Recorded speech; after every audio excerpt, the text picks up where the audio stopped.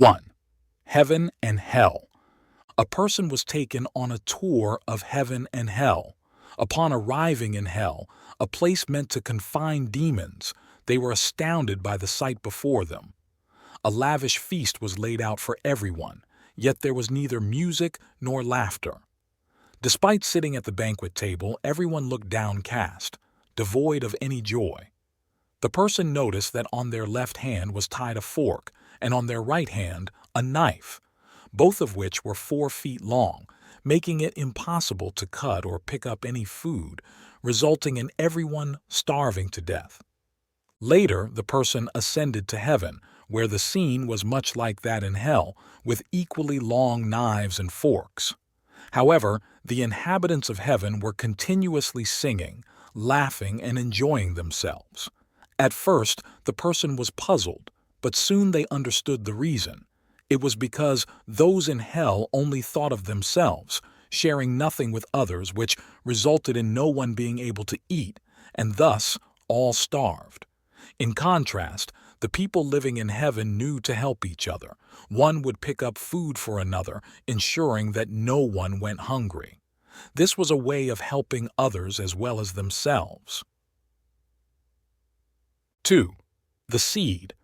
Once upon a time, in a certain kingdom, there lived a wise and virtuous king who was deeply respected by all. Despite his advancing years, the king had yet to find a successor, which weighed heavily on his mind. One day he announced to his advisors, "I shall choose an honest child from our kingdom to be my adopted heir." He instructed his advisors to gather all the children in the kingdom and distributed to each child a flower seed, with the instruction, "Whoever can nurture these seeds into beautiful blossoms will be the one to inherit my throne."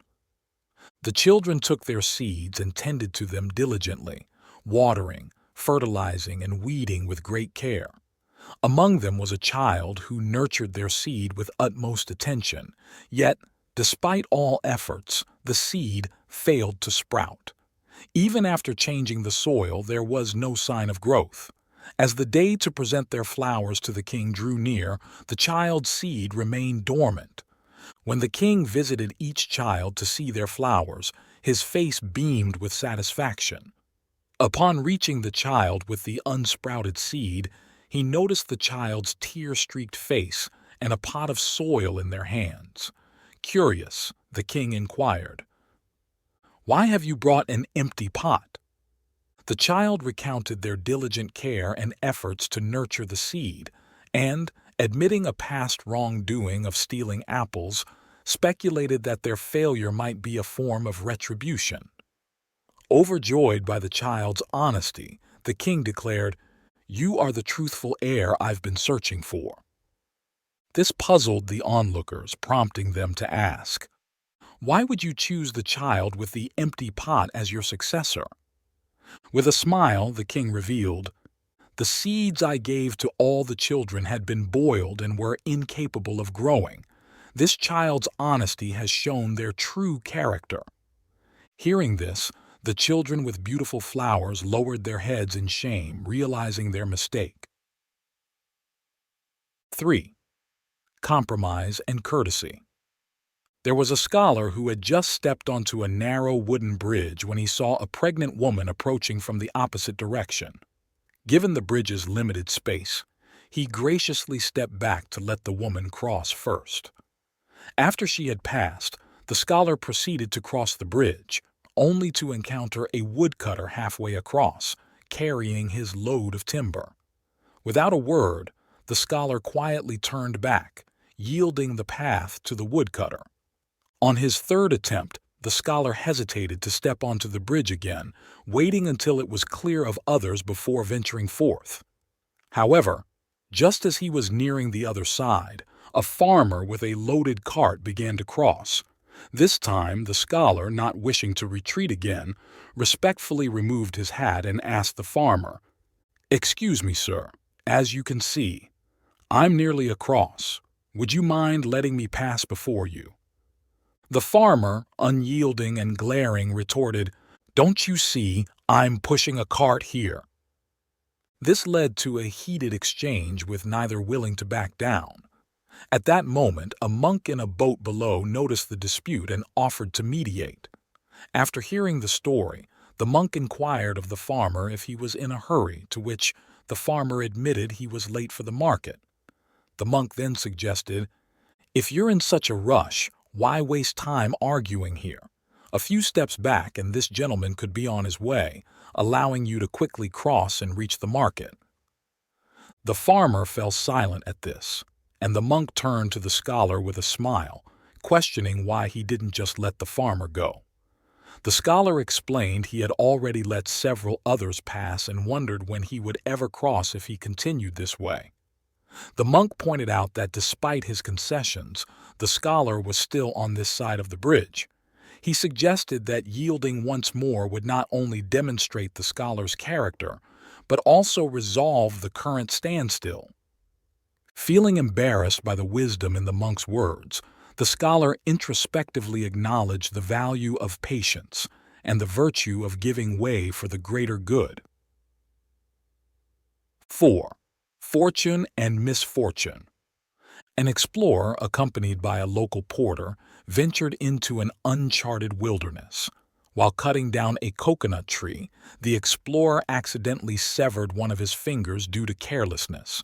The porter, standing nearby, exclaimed, "Fantastic, divine blessings are surely upon you now."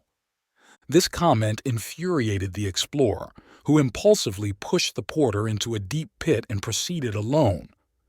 On the following day, the explorer was captured by natives.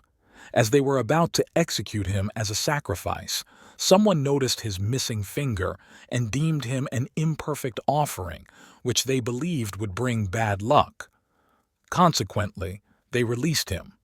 The explorer hurried back to the pit to rescue the porter and apologize to him. "There's no need for apologies. Your actions were also a divine blessing," the porter responded. "How can you say that?" asked the bewildered explorer. "Because if I had been with you, I might have been the one sacrificed," the porter explained. 5. Miracles are still waiting for you. Two identical seeds were planted in the same patch of soil. One seed thought to itself, "This soil is rich and fertile. I must sprout, grow continuously, and experience the seasons of spring, summer, autumn, and winter. I must witness many beautiful scenes." As a result, it strived to grow without cease. By the following autumn, it had become a large tree adorned with lush foliage. The other seed thought, "If I extend my roots into this soil, I might encounter hard bedrock below, which could harm my delicate roots.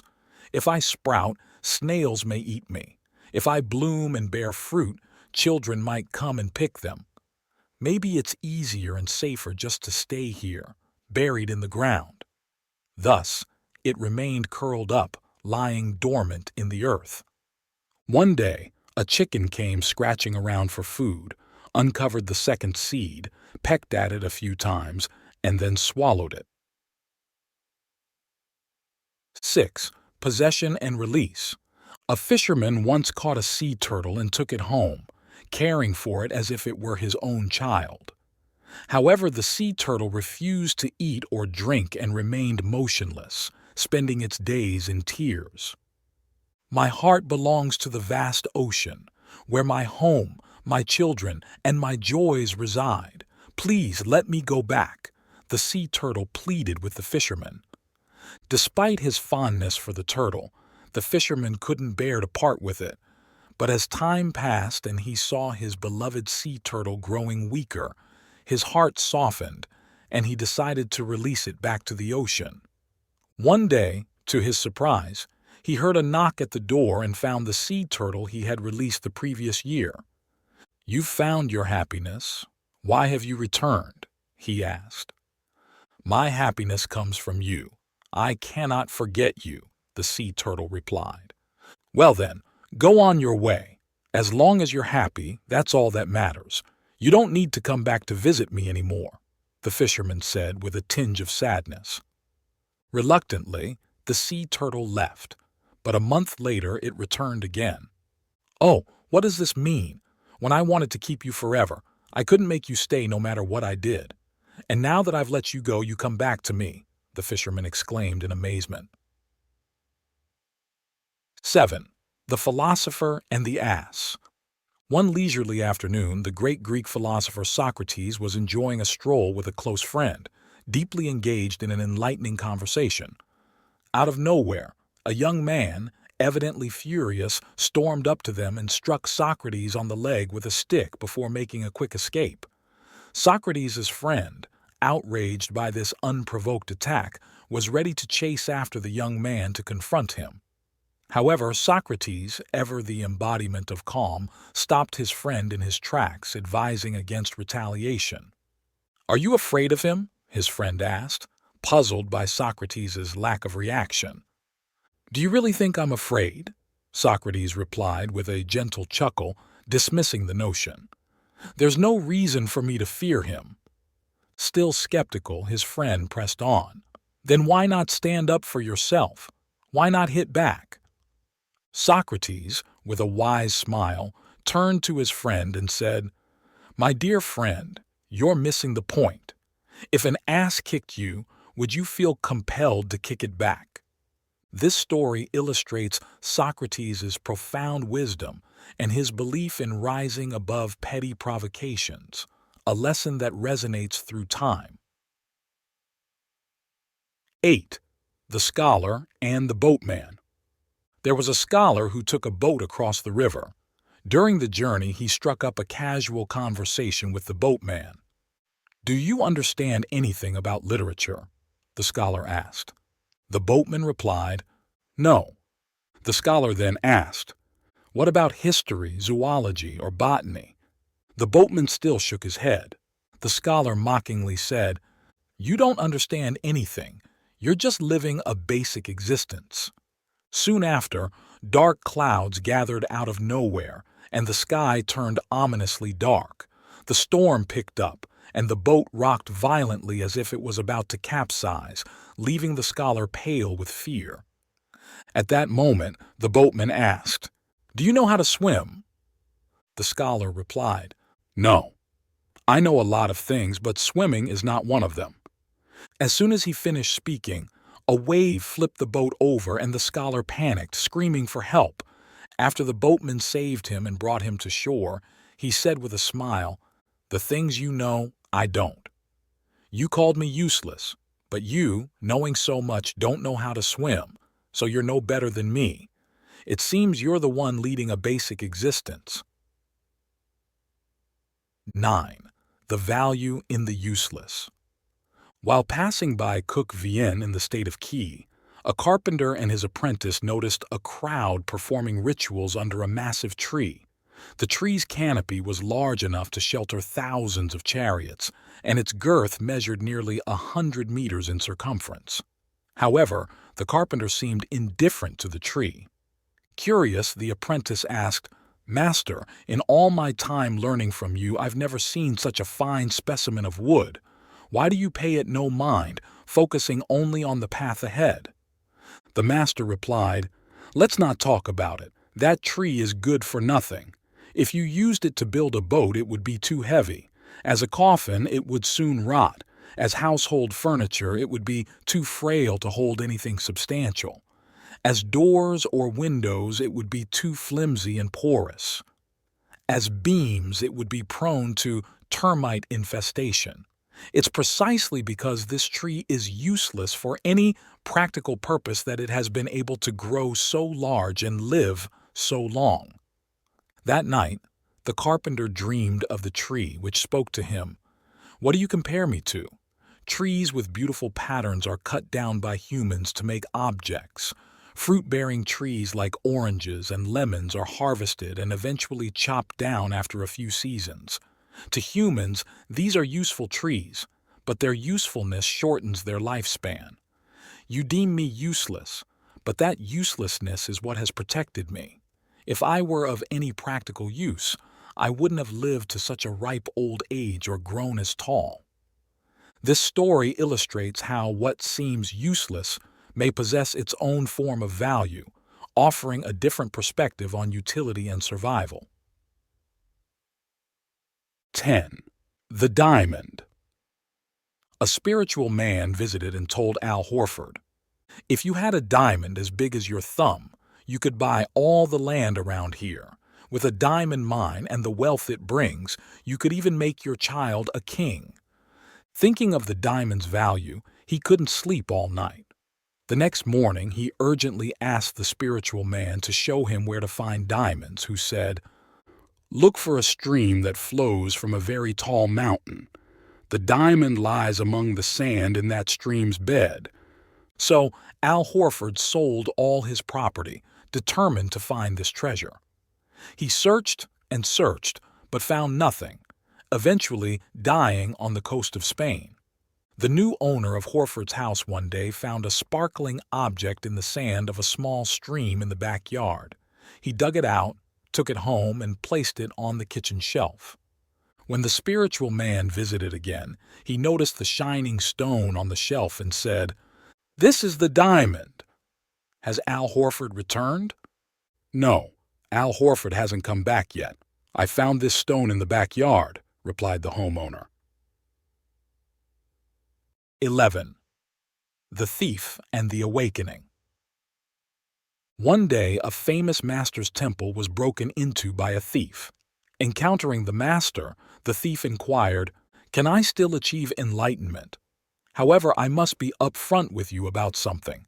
I am a thief, and I cannot quit, so please don't ask me to stop stealing, as that's impossible. I've tried giving up this disgraceful profession many times, but all efforts were futile, and I don't want to waste my time on something I can't accomplish. Stealing is my life, my very existence. I must accept my fate as a thief. Apart from this, I will follow whatever you say." "Why are you worried about being a thief? Has anyone discussed this issue with you?" the master inquired.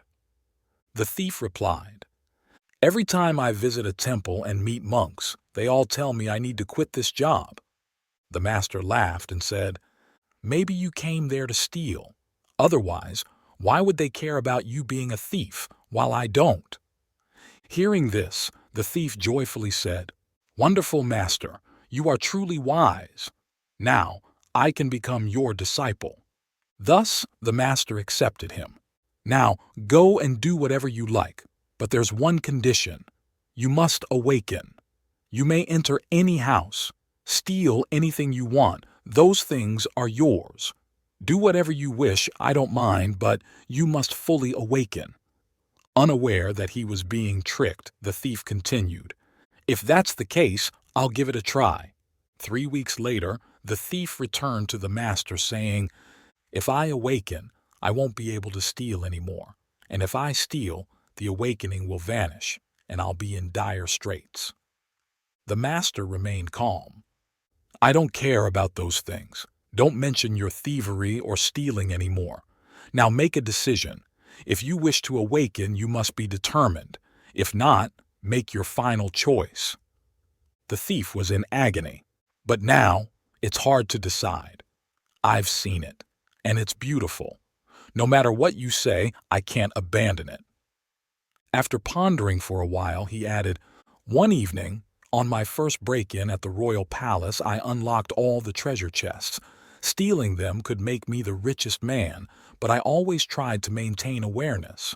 When I was aware, motives vanished, desires disappeared, and gold and jewels were no different from ordinary rocks and sand. But when I lost awareness, the treasures reappeared.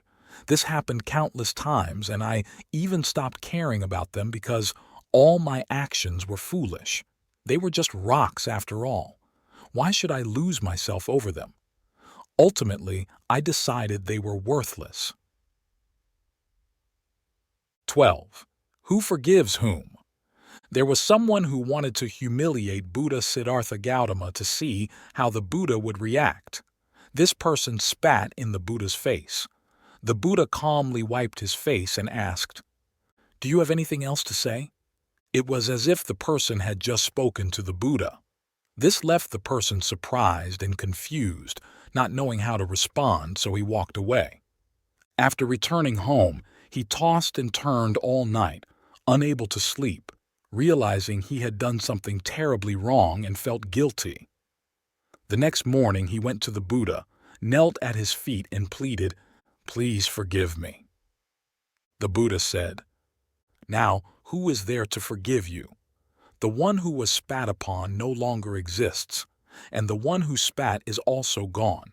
There is no one left to apologize to. Forget about this incident. There is nothing to be done, and the other person can do nothing either. Those two are no longer here. The matter has ended. There is no one left, and there is nothing left to do. You are a new person now, and I am also a new person. Everything is in constant change and movement. Nothing remains the same. If you cling to your errors, you will make mistakes." 13. The President and the Colonel. George Washington, the inaugural President of the United States, is today celebrated as one of the nation's most esteemed leaders. He was known for his strict yet compassionate approach towards his subordinates. On one occasion, an officer ordered a soldier to remove a large tree that had been knocked down by the wind and was blocking the road. The soldier struggled with the task while the officer merely stood by and watched. At that moment, a stranger approached and asked, "Why don't you lend him a hand?" The officer replied, "Oh, I am a colonel in General George Washington's army." The stranger, without a word, quickly went over to help the soldier with the tree. The colonel, puzzled, asked, "Why would you assist this man?" The stranger responded, "In this world everyone is free and equal, and no one has the right to command him in such a manner." Curious, the colonel inquired about the stranger's identity, to which the stranger revealed George Washington. The colonel was left red-faced with embarrassment. 14. Going with the flow. Once a sage visited a waterfall for a sightseeing trip. The waterfall cascaded from a height of about 600 feet with such force that no fish could survive in its turbulent waters. Yet, the sage saw an old man venture into the waterfall, prompting the sage to think, what could possibly compel this old man to risk his life in such a manner? He then sent a disciple to follow the river's path to rescue the old man. Surprisingly, the old man reappeared 100 steps away, strolling and singing, his silver hair fluttering in the wind.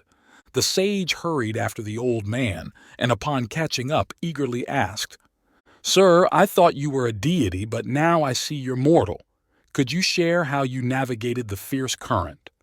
"Nothing special, really," the old man replied nonchalantly. "I didn't employ any particular method. I just entered with the swirl and exited with it. I simply allowed myself to blend with the flow, not letting it overpower me, making it easier to deal with." 15. 3. Heartfelt advice. On his way back from a neighboring village, a clergyman spotted a person selling a remarkably beautiful bird. Intrigued by its beauty, he decided to purchase it, thinking, "Such a beautiful bird must taste delicious." "You shouldn't think that way," the bird suddenly spoke.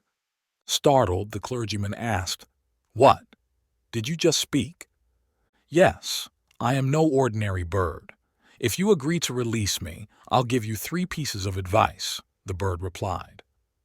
Considering the bird's ability to speak, the clergyman thought it must possess great wisdom, so he agreed, "All right, share your 3 pieces of advice and I will set you free." The bird advised, "Firstly, never trust lies, no matter who tells them. Even if they are powerful or famous, if they are wrong, do not believe them." The clergyman nodded in agreement. "Right." The bird continued, "Secondly, never undertake tasks beyond your capabilities, no matter how necessary they seem. Always carefully assess and understand your own abilities before starting any work. Only those who recognize their limitations are wise, while fools attempt to prove their worth by taking on more than they can handle." Again, the clergyman nodded. "Correct." The bird added, "Thirdly, If you do something good, there's no need for remorse. People only feel regret when they do something wrong. The clergyman found all three pieces of advice deeply profound and perfect. He released the bird and joyfully returned to his church, thinking, "I will use these advices for my next sermon. These words could change a person. I must write them down and remember them always." Suddenly, he heard the bird laughing from a tree branch. Curious, the clergyman asked, "Why are you laughing?" The bird replied, "You are foolish. Inside me is a priceless diamond. Had you killed me, you would have become wealthy." Regretting his decision, the clergyman thought, "How foolish I have been to believe a bird's words." Angered, he discarded his notes and climbed the tree. Being old and inexperienced in climbing, he struggled. Every time he neared the bird, it flew higher. Eventually, both reached the top. As he reached out to grab the bird, he slipped, fell to the ground, severely injuring himself and breaking his legs, facing a critical situation. As he lay dying, the bird landed on a lower branch and said, "You truly are foolish. Did you really believe I had a diamond inside me? Such a blatant lie, and yet you believed. Foolish indeed. Then you undertook a task well beyond your capabilities. Have you ever climbed a tree before? Knowing birds can fly, did you really think you could catch me with your hands? What a great fool you are! And do you regret releasing me? If you did something good, why feel remorse? Now, go home and rewrite these principles. They will serve you well in your next sermon." 16. The Chick and the Corn Kernels. There was a little chick that often sat in its nest, feeling anxious and uneasy. One day, someone suddenly appeared outside the door, which scared the chick so much that it ran away. When it came back, the person had left, but there were corn kernels in front of the nest. The chick was puzzled and thought to itself, "Where did these corn kernels come from?" On the second day, the same person came again, and the chick ran away once more. Upon its return, the person was nowhere to be seen, but the corn kernels were still there in front of the nest. There must be a connection between the person and the corn kernels, but it was still too early to jump to conclusions, so the chick decided to wait and watch the stranger carefully. It waited and observed, and the same situation kept happening every day. Gradually, a cause and effect theory formed in the chick's mind. Every time this person shows up, corn kernels appear. It observed this a total of 999 times. Now, it was convinced that the appearance of the person was linked to the appearance of the corn kernels. The person was the cause, and the corn kernels were the effect. After 999 occurrences, it was enough evidence for the chick to establish this inevitable relationship because it had waited, tested, observed, and researched many times. Therefore, it was confident that this would continue without exception. This was a rule, and the chick was excited for the person to appear again. And when the person appeared for the 1000th time, the chick approached them, grateful for their kindness, only to be killed in the end. Such is life, devoid of cause and effect. Even if something happens 999 times, you cannot assume the 1000th time will not be an exception. 17. The Art of Conversation. Socrates was known for his habit of wandering into the bustling markets of Athens to engage in stimulating conversations or debates with the public. He had a unique approach to sparking engaging discussions and debates. On one occasion, Socrates, following his routine, entered the market and approached a man with a question. "Excuse me, I'm a bit puzzled by something and could use your insight. Everyone says that living a moral life is essential, but what exactly constitutes morality?" The man replied, "Being honest, loyal, and upright is considered moral. Deceiving and lying, on the other hand, are seen as immoral." Socrates, feigning confusion, asked again, Then why is it that generals on the battlefield constantly devise strategies to deceive their enemies? The man explained, deceiving the enemy is a tactical move and is considered just, but deceiving one's own people is immoral. Socrates countered, imagine our forces are surrounded by the enemy, and the general sees the morale of his troops waning.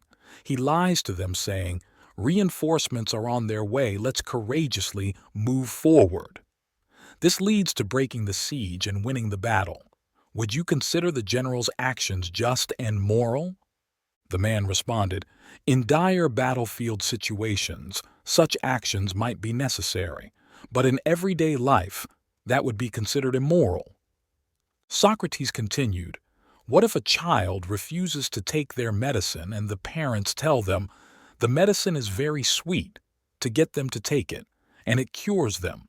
Is that immoral? Reluctantly, the man conceded, in such cases, parents are right to do so, and it cannot be deemed immoral. Dissatisfied, Socrates remarked, earlier you said lying is immoral, and now you suggest there are circumstances where lying is moral. It seems we cannot define morality based solely on truthfulness. So, what truly defines morality? Please enlighten me.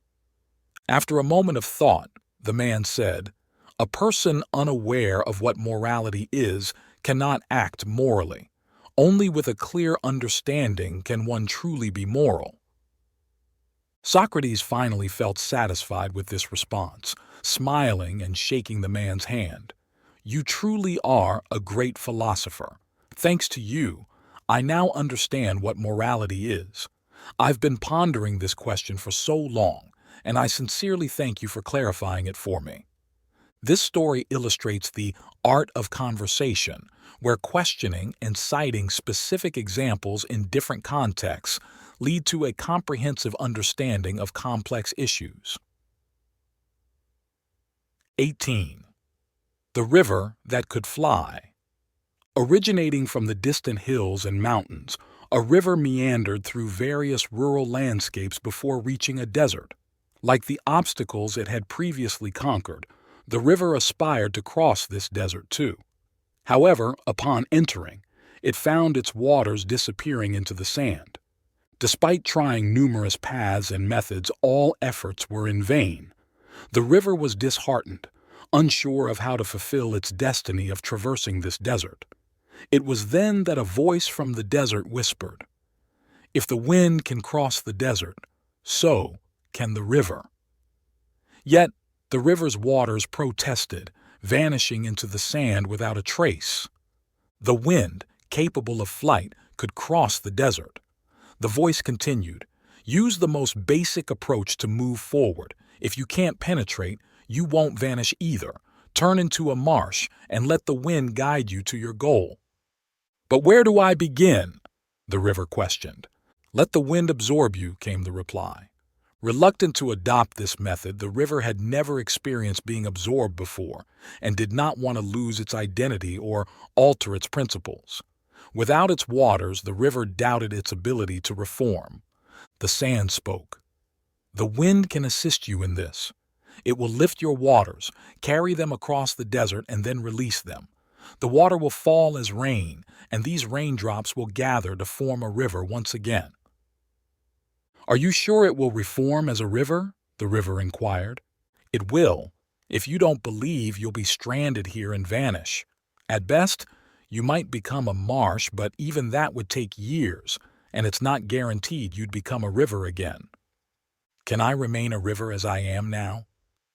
You can't create a river in two different environments and circumstances. The voice paused before adding, but you can retain the essence that forms a river. Though you're called a river, you're unaware of what truly constitutes your essence. These words rekindled memories within the river. It vaguely recalled a part of it, or itself, being carried away by the wind. Was that indeed possible? The river let its vapor rise, clasping the wind's hand. Gently, the wind carried it forward, placing it atop a high mountain before carefully releasing it.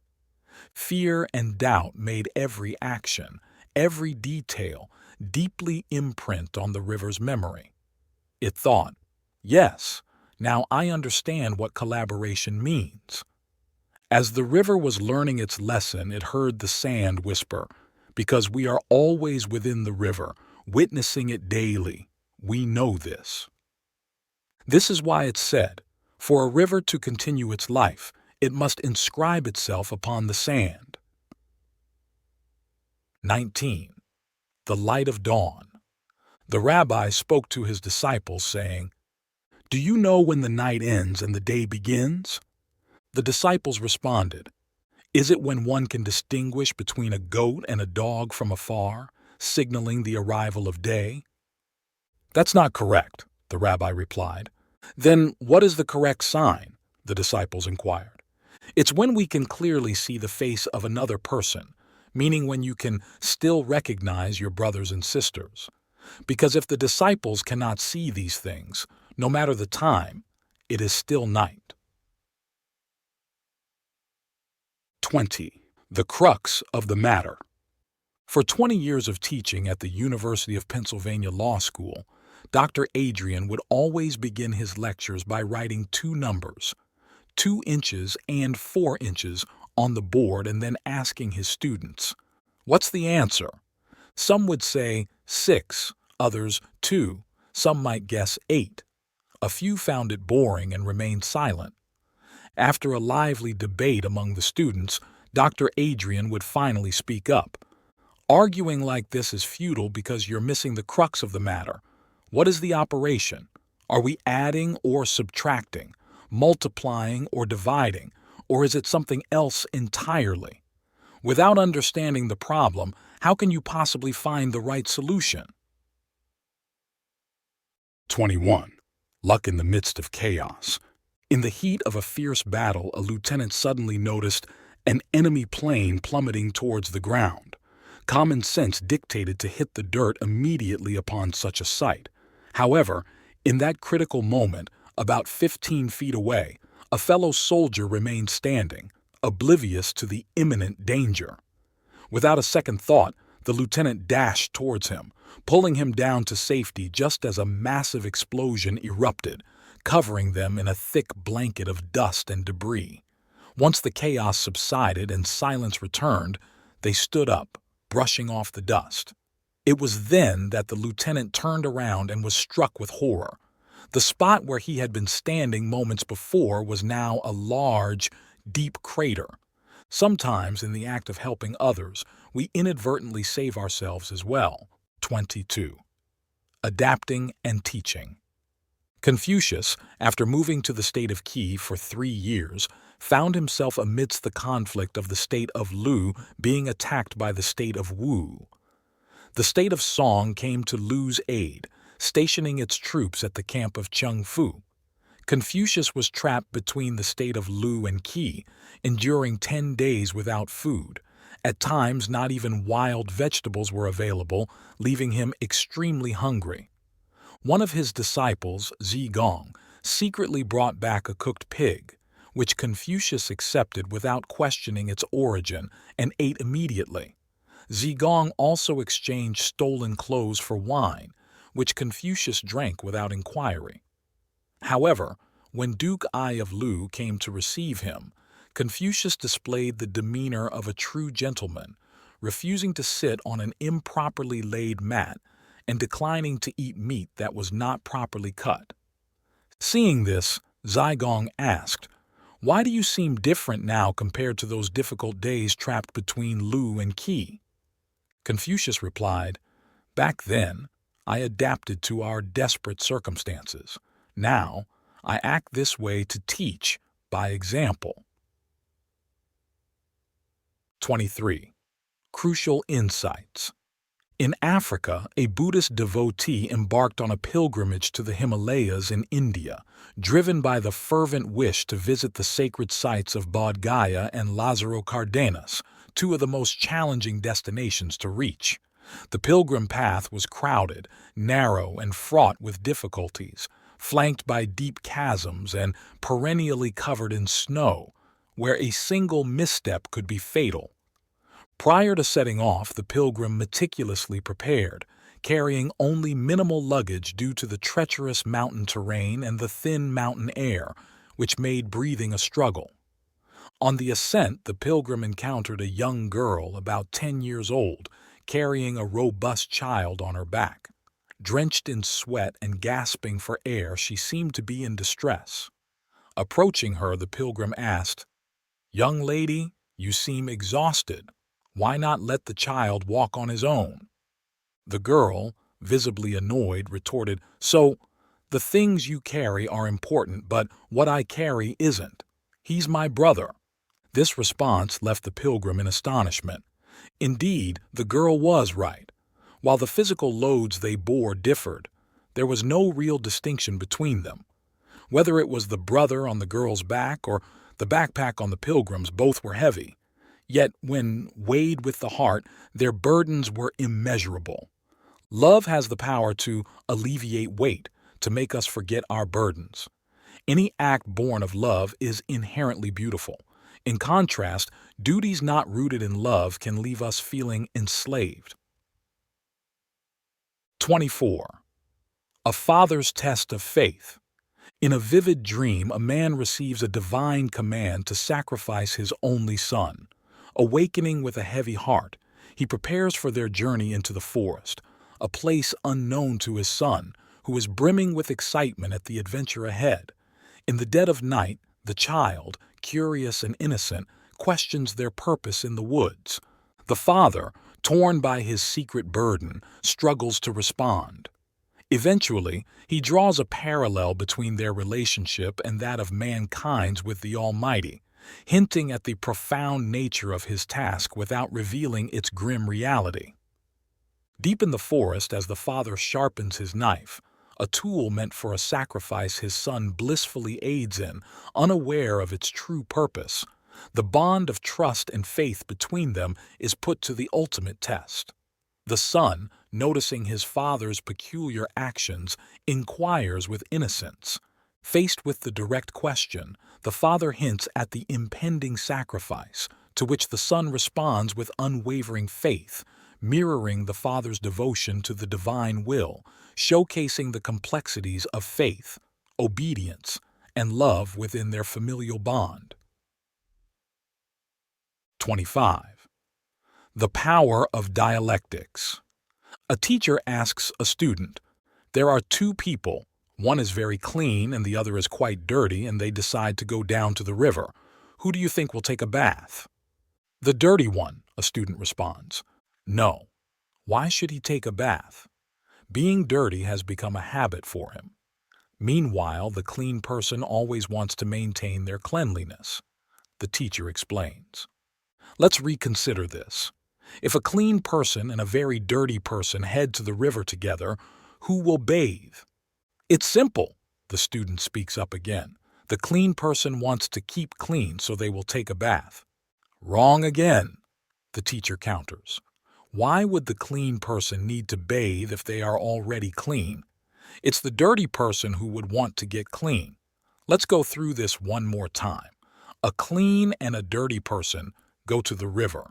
Who bathes?" This time the student answers, "Both will take a bath." The student is confident in their answer, thinking they've grasped the essence of dialectics. But the teacher says, "Neither will, because why would they?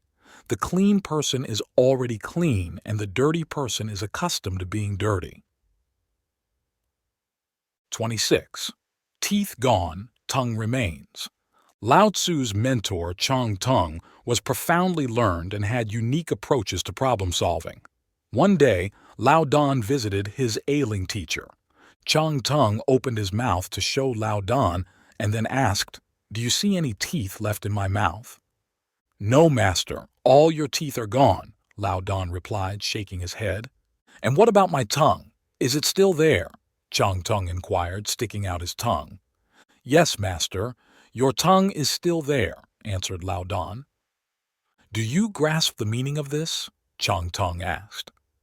After pondering for a moment, Lao Dan slowly responded, "The hard and rigid is gone, leaving only the soft and flexible." "Exactly! That's the point," Chang Tung affirmed with joy.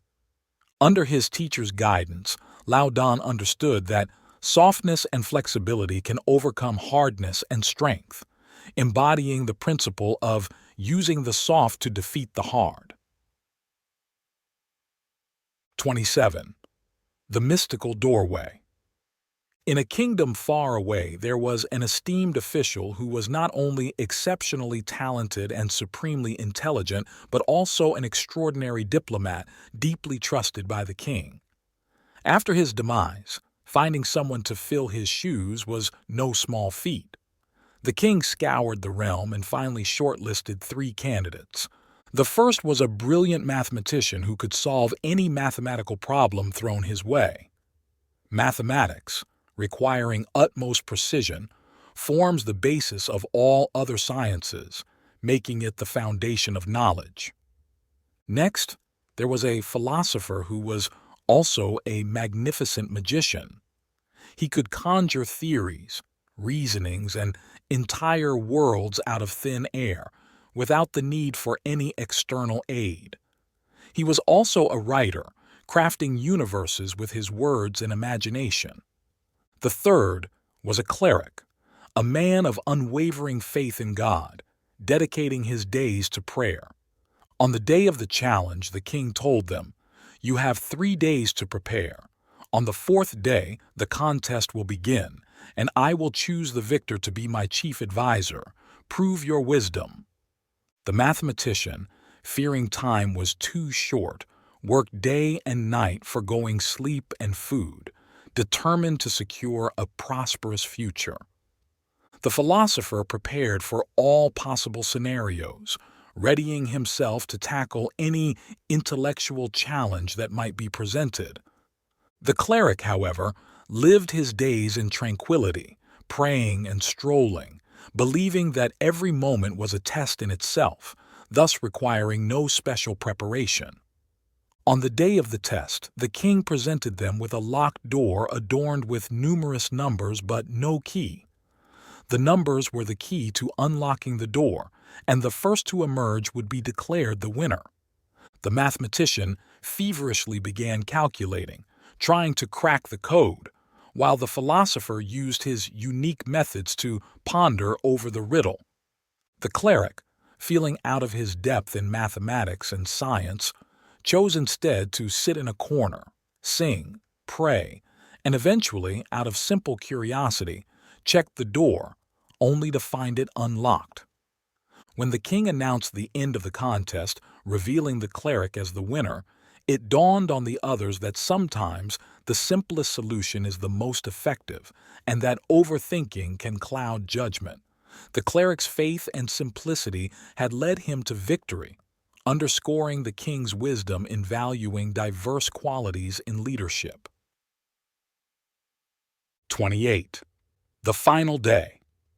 There was someone traveling with a pilgrim, and they both visited a wise sage living in seclusion. Upon meeting the sage, the person asked, "If you had only 1 day left to live, what would you do?" The sage, slowly stroking his long white beard, replied, "Well, first off, I'd write some poetry, then have a cup of tea, perhaps weed the garden a bit, maybe take a stroll and check on the neighbors, and possibly sneak in a quick nap." "Hold on a second," the pilgrim interjected. "Those are your everyday activities." "Exactly."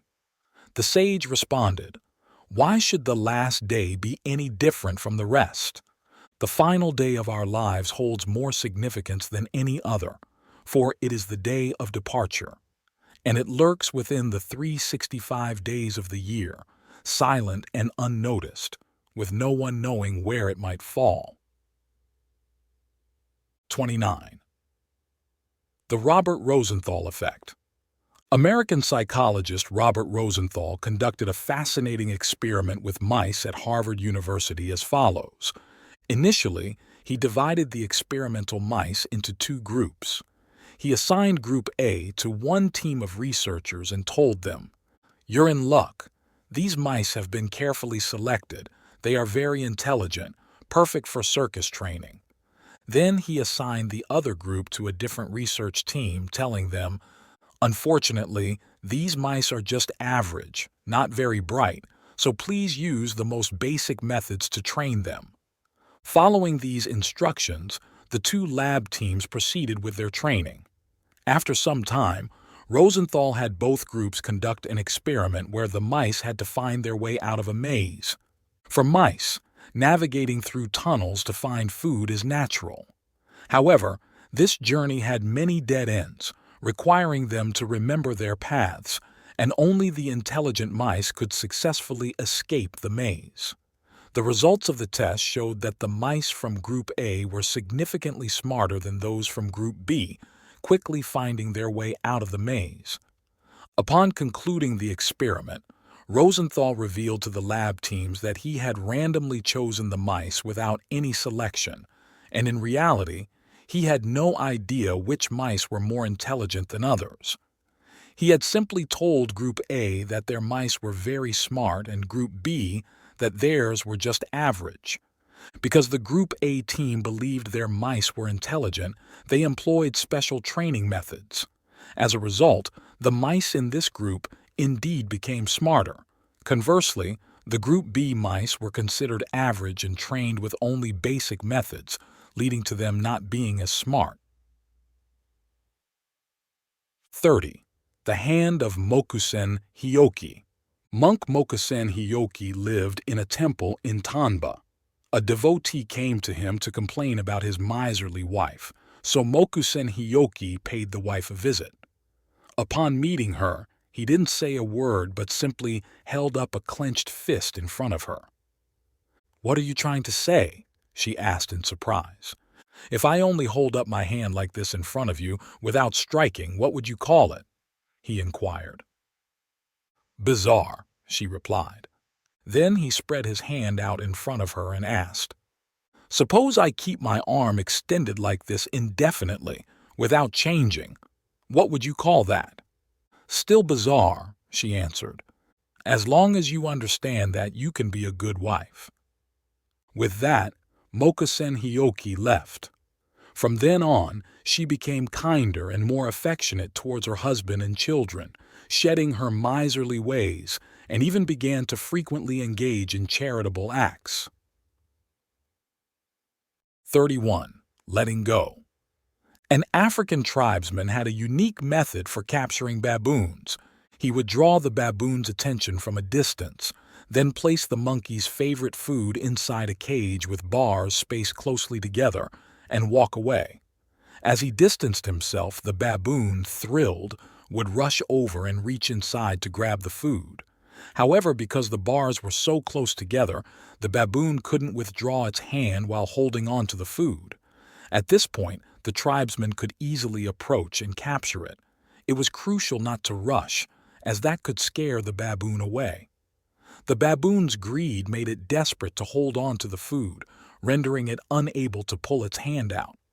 In reality, all the baboon needed to do to escape was to let go of the food, but its fixation prevented it from doing so. This behavior is instinctual for the baboon, but if we live our lives only looking at immediate benefits without considering long-term consequences, refusing to let go even unto death, we might end up facing the same fate as that baboon. 32. Full yet not full. There was a young apprentice who, after years of study under his master, felt he had mastered all there was to learn. He confidently stated, "I've learned all of your techniques and now I'm ready to practice on my own." Observing his apprentice's self-assured demeanor, the master inquired, "What do you mean by having learned all?" "I've absorbed enough. Cramming more won't make a difference." The apprentice replied, "Fill this bowl with stones, will you?" the master instructed. The apprentice complied. "Is it full?" the master asked. "Yes, it's full." The master then took a handful of sand and poured it into the bowl, filling the spaces between the stones without any spilling over. "Is it full now?" he asked again. "Now it's definitely full." The master then poured a glass of water into the bowl, and it absorbed without overflowing. "Is it full now?"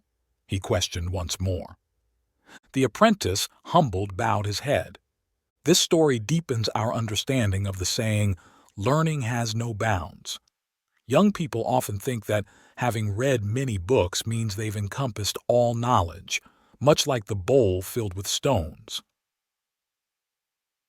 33. The value of a stone. A Zen master grew weary of his disciples' constant questioning. "Master, what is the value of a person?" One day, the master handed the disciple a stone, instructing him, "Take this stone to the market, but do not sell it. Just observe how much people offer for it."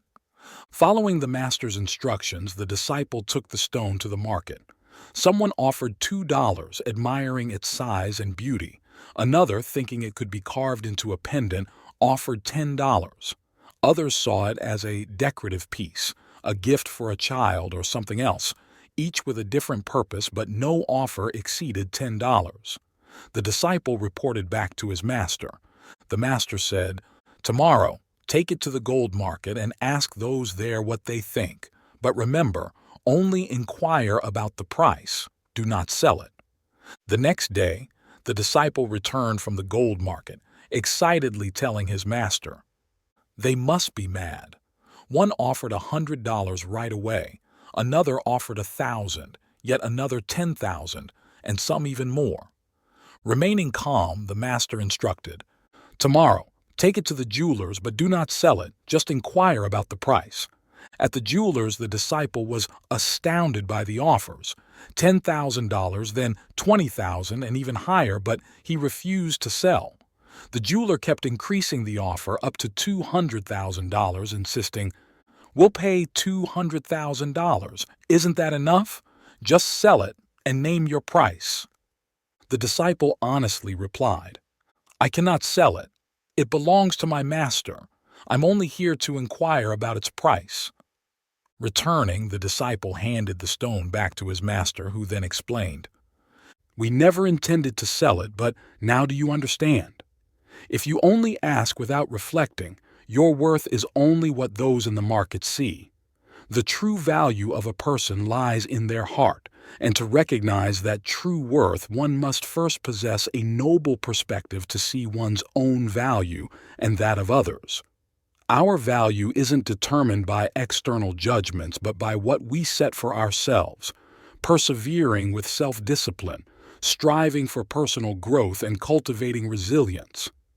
In a life full of challenges, every setback holds its value if we know how to overcome it."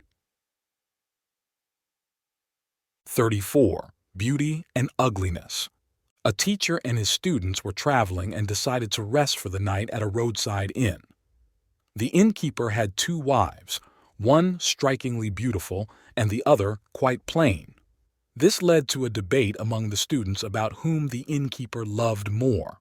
Some argued that he must adore his beautiful wife, while others believed he loved neither. Curious, they approached the innkeeper for an answer. He said, "I love my plain wife and dislike the beautiful one." This response puzzled everyone, leading them to wonder why he would prefer the plain wife over the beautiful one. Before they could question the innkeeper further, their teacher intervened, explaining, "The innkeeper loves beauty. The beautiful wife, always aware of her looks, dresses extravagantly, turning her vanity into ugliness, while the plain wife, lacking in physical beauty, possesses inner beauty. Which, my students, is more beautiful, the outer appearance or the beauty within?"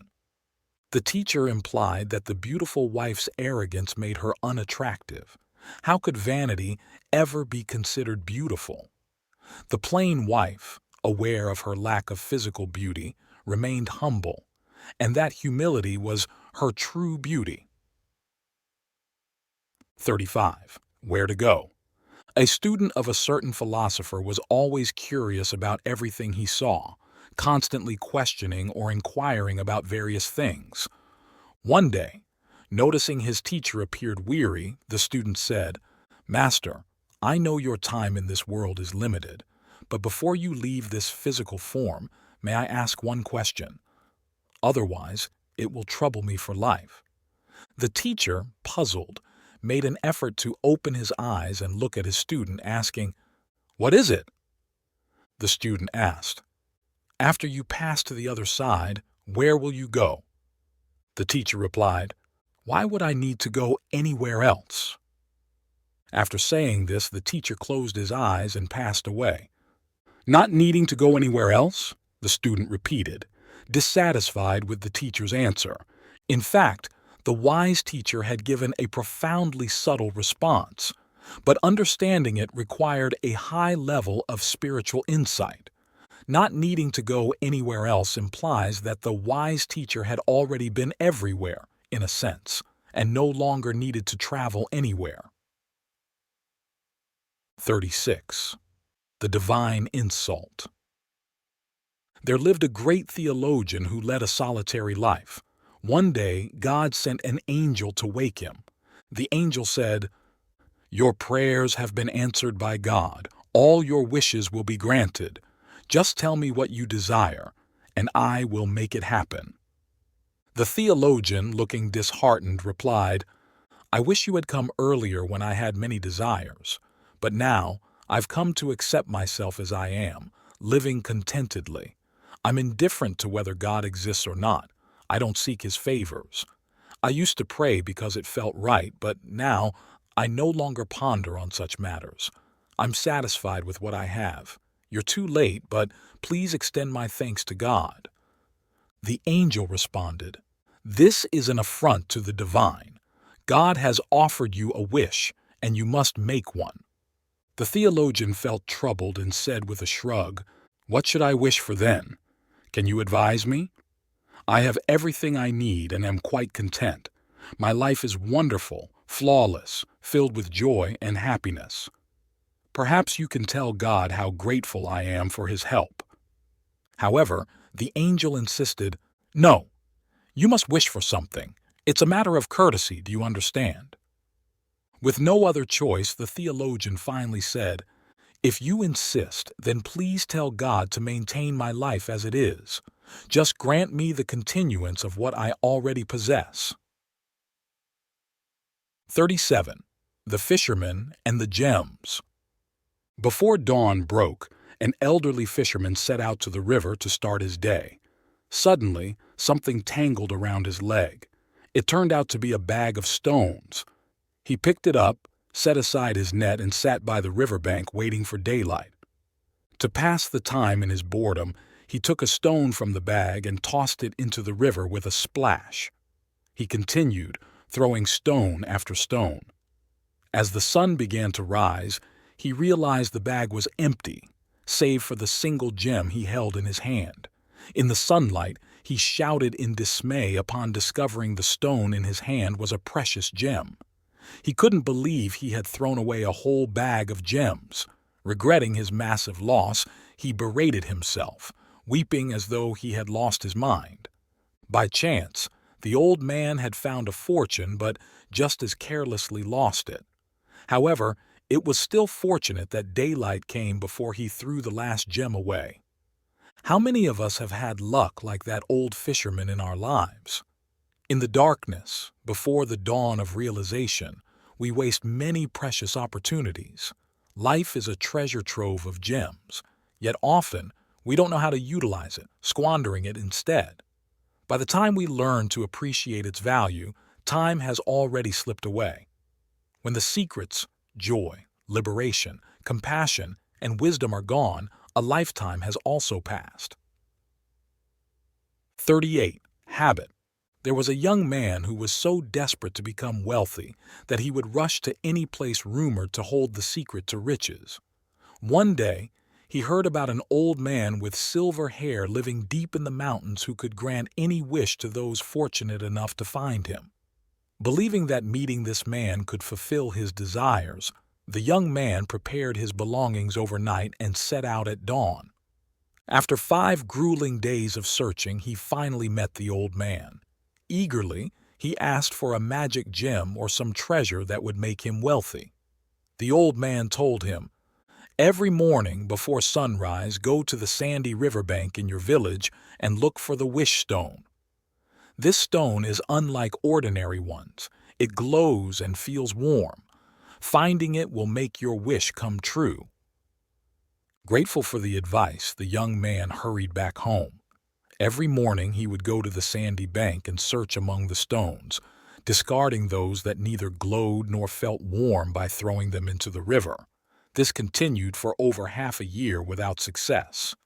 One morning, as he sifted through the stones as usual, tossing aside those that didn't meet the criteria, he suddenly cried out. In his automatic routine, he had thrown the wish stone into the river, only realizing its warmth after it was already out of his hand. 39. 3 lectures. A renowned monk was traveling and arrived in a small town. It was his first visit, but his reputation was well known. So, when word got out about his arrival, the townspeople were eager to have him give a lecture.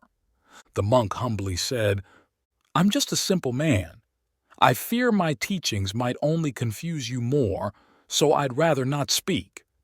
Despite his reluctance, the townspeople persisted, eager for any wisdom he could share. Feeling cornered, the monk finally agreed. "All right, I'll speak this Friday. What would you like me to talk about?"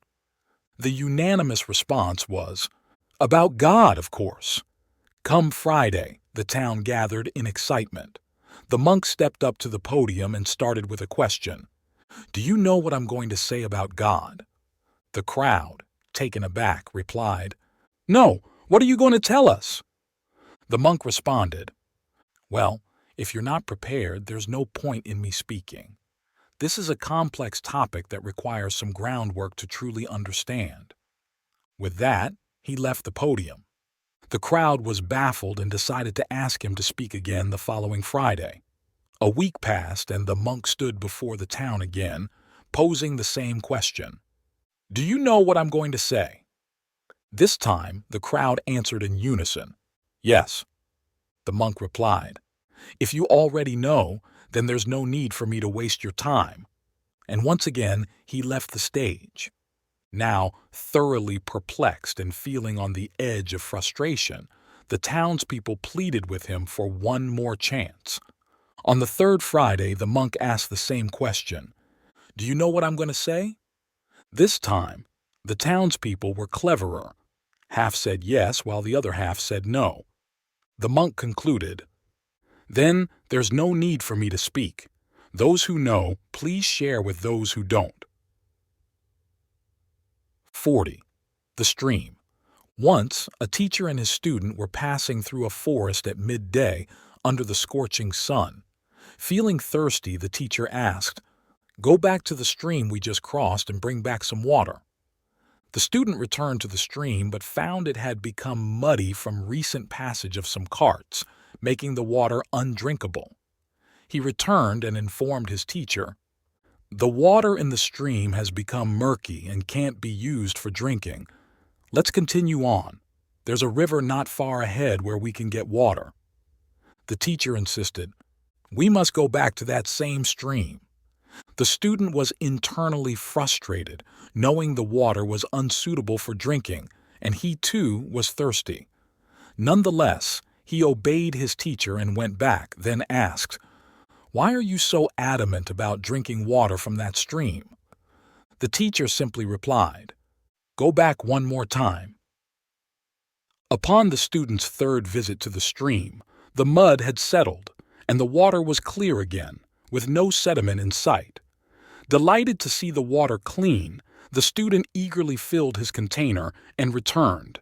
He knelt before his teacher, saying, "You've taught me a priceless lesson. Nothing is permanent. With patience, all difficulties can be overcome. Just like the stream, the mud eventually settles, and the water becomes clear again." The student then asked, "Should I have done something the first 2 times you asked me to fetch the water to make it clear?" The teacher answered, "There was no need to do anything. Just wait. If you had disturbed it, the water would have become muddy again. Water naturally flows and clears on its own. You just have to let it be." 41.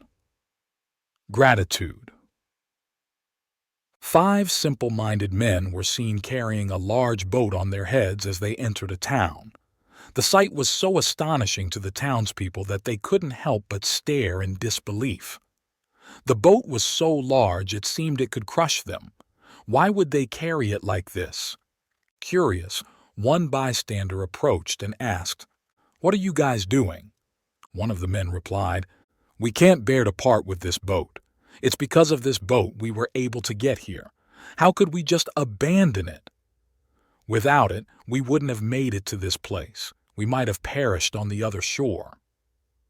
We'll never leave this boat. Carrying it on our heads is our way of showing our deepest appreciation for what it's done for us." 42. Just like the lion. In a certain circus, there was a woman who was an excellent lion tamer. She had all the fierce lions under her control, following her every command. She even devised several dangerous acts that left the audience breathless, such as placing a piece of candy on her tongue for the lion to lick off after receiving her command. The crowd was always thrilled, showering her with applause and praise. One day, Nasaluddin was among the audience. While everyone else was full of compliments, he arrogantly remarked, "What's so great about that? Anyone could do it." The woman looked at him disdainfully and challenged. "Can you do it?" He replied, "Of course, anyone could, just like that lion." 43. Mullah Nasruddin learns to swim. One day, Mullah Nasruddin told his teacher he wanted to learn to swim. The teacher said, "Come with me to the river. You'll pick it up quickly. It's quite simple. Even kids can learn." However, the path near the riverbank was very slippery, and Nasruddin slipped and fell, which scared him. He didn't dare to go any further and ran to hide under a tree far from the river. The teacher came over and asked, "Why did you run off here? Where do you want to go?" Nasruddin said, "Sir, could you teach me to swim first? That way, I'll dare to go to the riverbank because it's quite dangerous out there. What if something happens? Who would be responsible? Only when I know how to swim will I go there. But how can one learn to swim without getting into the water?" So, Nasruddin never learned to swim. 44. The Clever Dream Interpreter. There was an emperor who dreamt that all his teeth fell out. Upon waking, he immediately summoned a dream interpreter and asked for the meaning of his dream. "Oh, how unfortunate, Your Majesty," the interpreter said. "Each lost tooth represents the death of a loved one." "What? How dare you?" the emperor exclaimed in anger. "Speak such ill omens to me. Leave." He then ordered, "Guards, give him 50 lashes." Shortly after, another dream interpreter was brought in. After hearing the emperor's dream, he said, "Your Majesty is incredibly fortunate. You will outlive all your relatives." Pleased, the emperor responded, "Well done. I'll reward you with 50 gold coins. Follow my servant to collect your prize." On their way, the servant asked the interpreter, "How come your interpretation was different from the previous one?" The interpreter replied, "The same issue can be interpreted in many different ways. What matters is how you express it." He then cheerfully took his reward and went home. 45. The Fourth Path. A father walking through an orchard with his 3 children saw the ripe fruits hanging from the trees and was tempted to steal some. He instructed his children to stand guard at the 3 paths leading into the orchard. While he was picking the fruits, one child called out, "Father, there's still one path left unguarded." The father, puzzled, asked, "What do you mean? There are only 3 paths into this place." The child replied, "There's also the path that leads up to heaven." Hearing this, the father felt a wave of shame wash over him. He discarded all the fruits he had picked and hurriedly led his children back home. 46. Practice makes perfect. Once upon a time, there was a man named Tron Q2 who was renowned for his archery skills, considered the best marksman of his era. Whenever Tran Ningyu Tu practiced his archery, crowds would gather to watch. Indeed, Ningyu Tu's archery skills were exceptional. His shots were not only accurate but also powerful, earning applause from everyone. However, there was an old oil vendor who shook his head, seemingly unimpressed. Tran Ningyu Tu noticed this and asked, "Can you shoot?" "I cannot." The oil vendor shook his head in response. "Though you shoot very well, I see nothing special in it. In my opinion, it's simply a matter of practice." Enraged, Tran Ningyu Tu retorted, "How dare you, an old man who knows nothing of archery, belittle others? What's the meaning of this?" "Young man, please calm down." The old vendor remained cool and unafraid. "I sell oil, and I can pour oil without spilling a single drop. If you don't believe me, I'll show you." The oil vendor placed a gourd on the ground and a coin on its mouth. He then poured oil through the coin's hole, filling up the gourd without getting a single drop of oil on the coin. You see, doing this isn't anything special either, it's simply a matter of getting used to it. Looking up with a smile, the oil vendor spoke to Ningyu Tu. From then on, Ningyu Tu no longer boasted about his talent. 47. The Greedy Centipede. When God created the centipede, he did not give it legs, yet it could still move as swiftly as a snake. One day, the centipede felt discontented as it watched antelopes, deer, and other four-legged animals running faster than itself. The more legs, the faster the run, obviously. So it pleaded with God. "Dear Lord, I wish to have more legs than any other creature." God granted its request, presenting a multitude of legs for the centipede to choose from. However, the centipede greedily attached all the legs to its body, from head to tail, until there was no room left, only then regretfully stopping. Pleased with itself, the centipede thought, "Now I'll speed like an arrow." But when it tried to run, it found it couldn't coordinate the multitude of legs, each one going in a different direction. It had to stop and realign its legs before taking another step, making it much slower than before. 48. The Offering. A sermon by the pastor deeply moved one of the congregation members who afterwards told the pastor he was willing to give everything to God. The pastor asked, "If you had 2 cars, would you donate one?" "Yes, I would." The pastor continued, "If you had 2 houses, would you donate one?" "Yes, I would." Then the pastor asked a simpler question. "If you had 2 pairs of shoes, would you donate one?" This time the man answered, "No." Puzzled, the pastor asked, "Why not?" The man explained, "Because I don't have 2 cars or 2 houses, but I do have 2 pairs of shoes."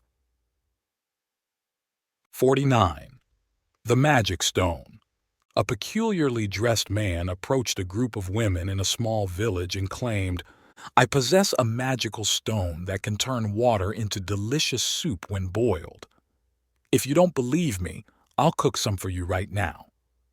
Intrigued, one woman provided a large pot, another fetched a big bucket of water, and they gathered firewood to cook in the center of the village square.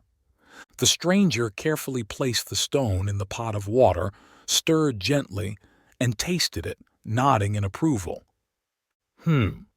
Tasty, but it would be even better with some onions added." Immediately, someone went home and brought back onions. After another taste, the stranger commented, "Wonderful, but a bit of meat would make it even more aromatic." Someone else quickly went to get meat.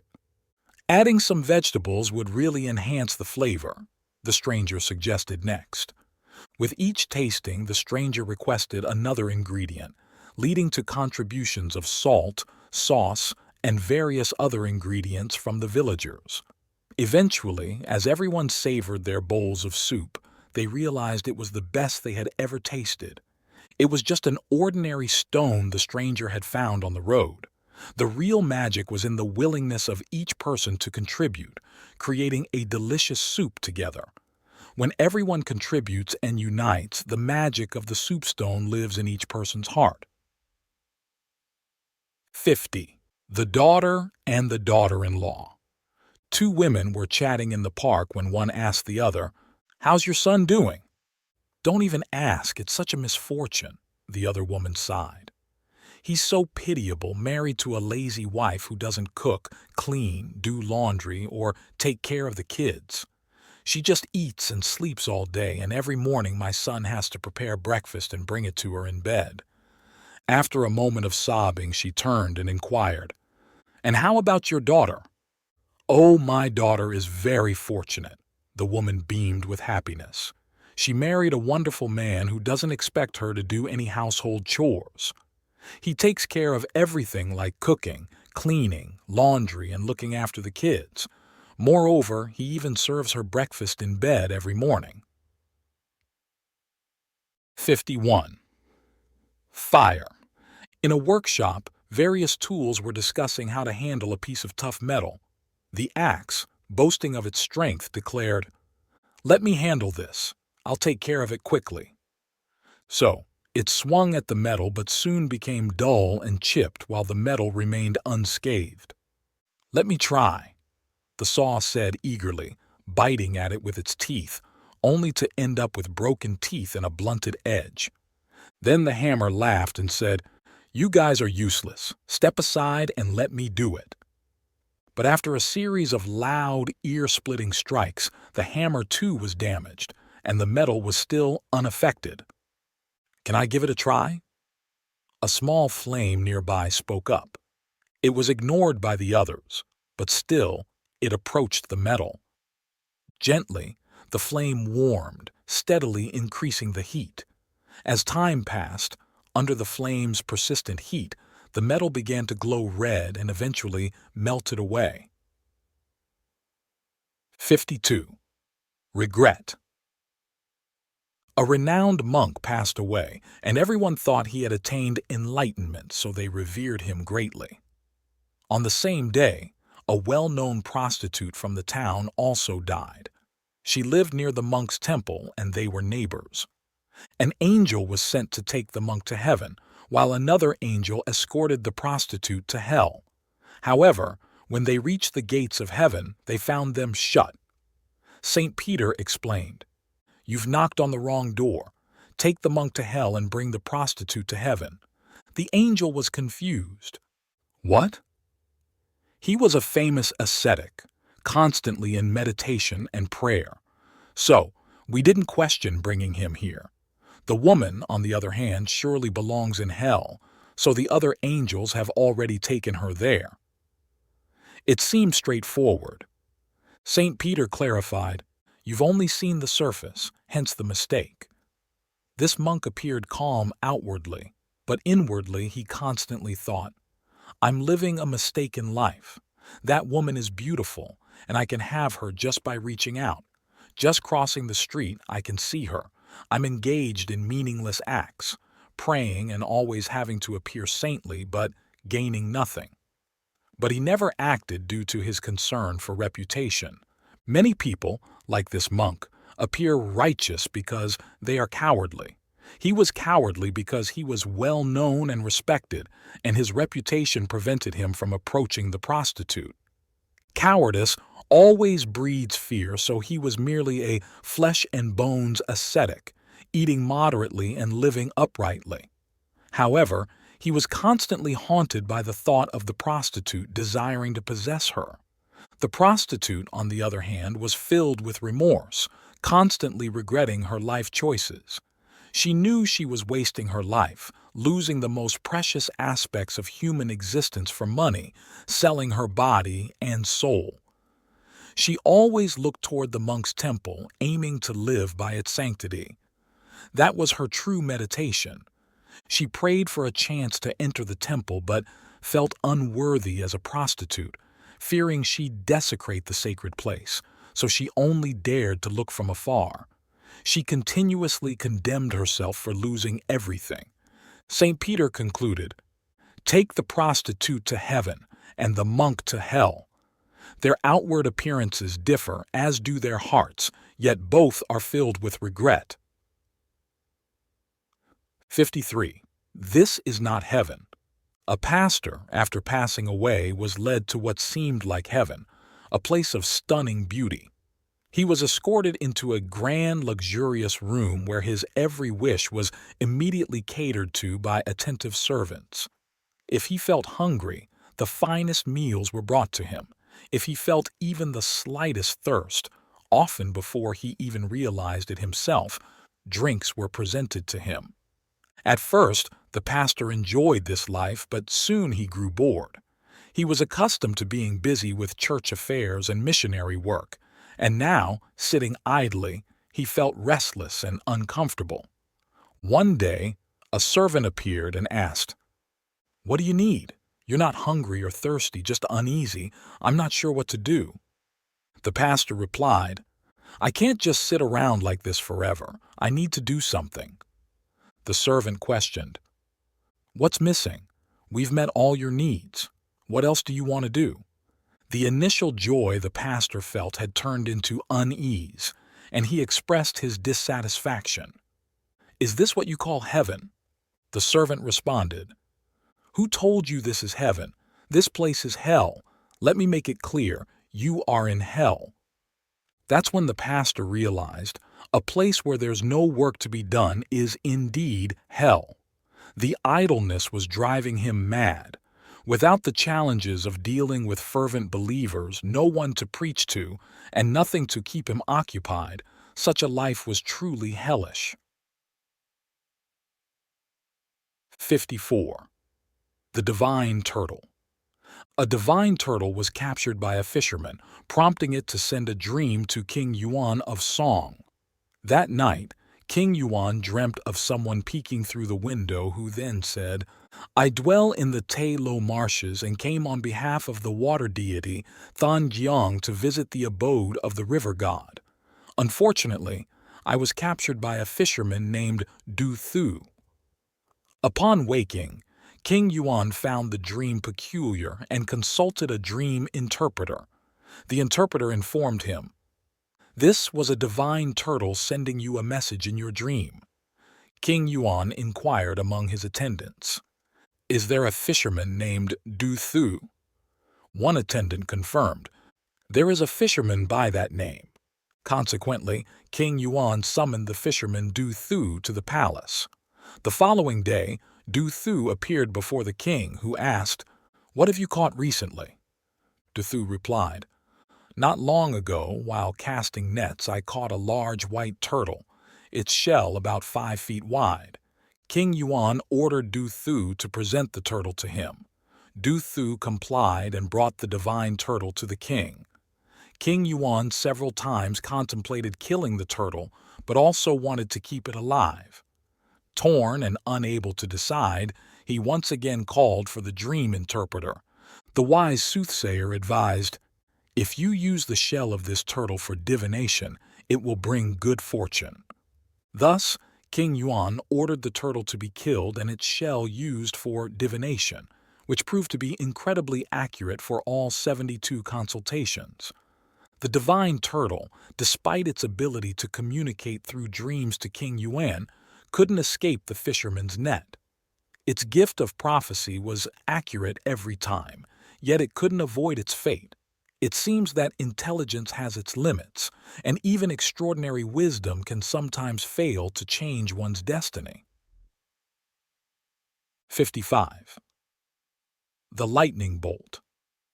One dark night, a skilled philosopher and an average person found themselves lost in a dense and perilous forest, full of ferocious wild animals and shrouded in darkness. As a storm approached and the wind howled, suddenly, a lightning bolt illuminated the black clouds.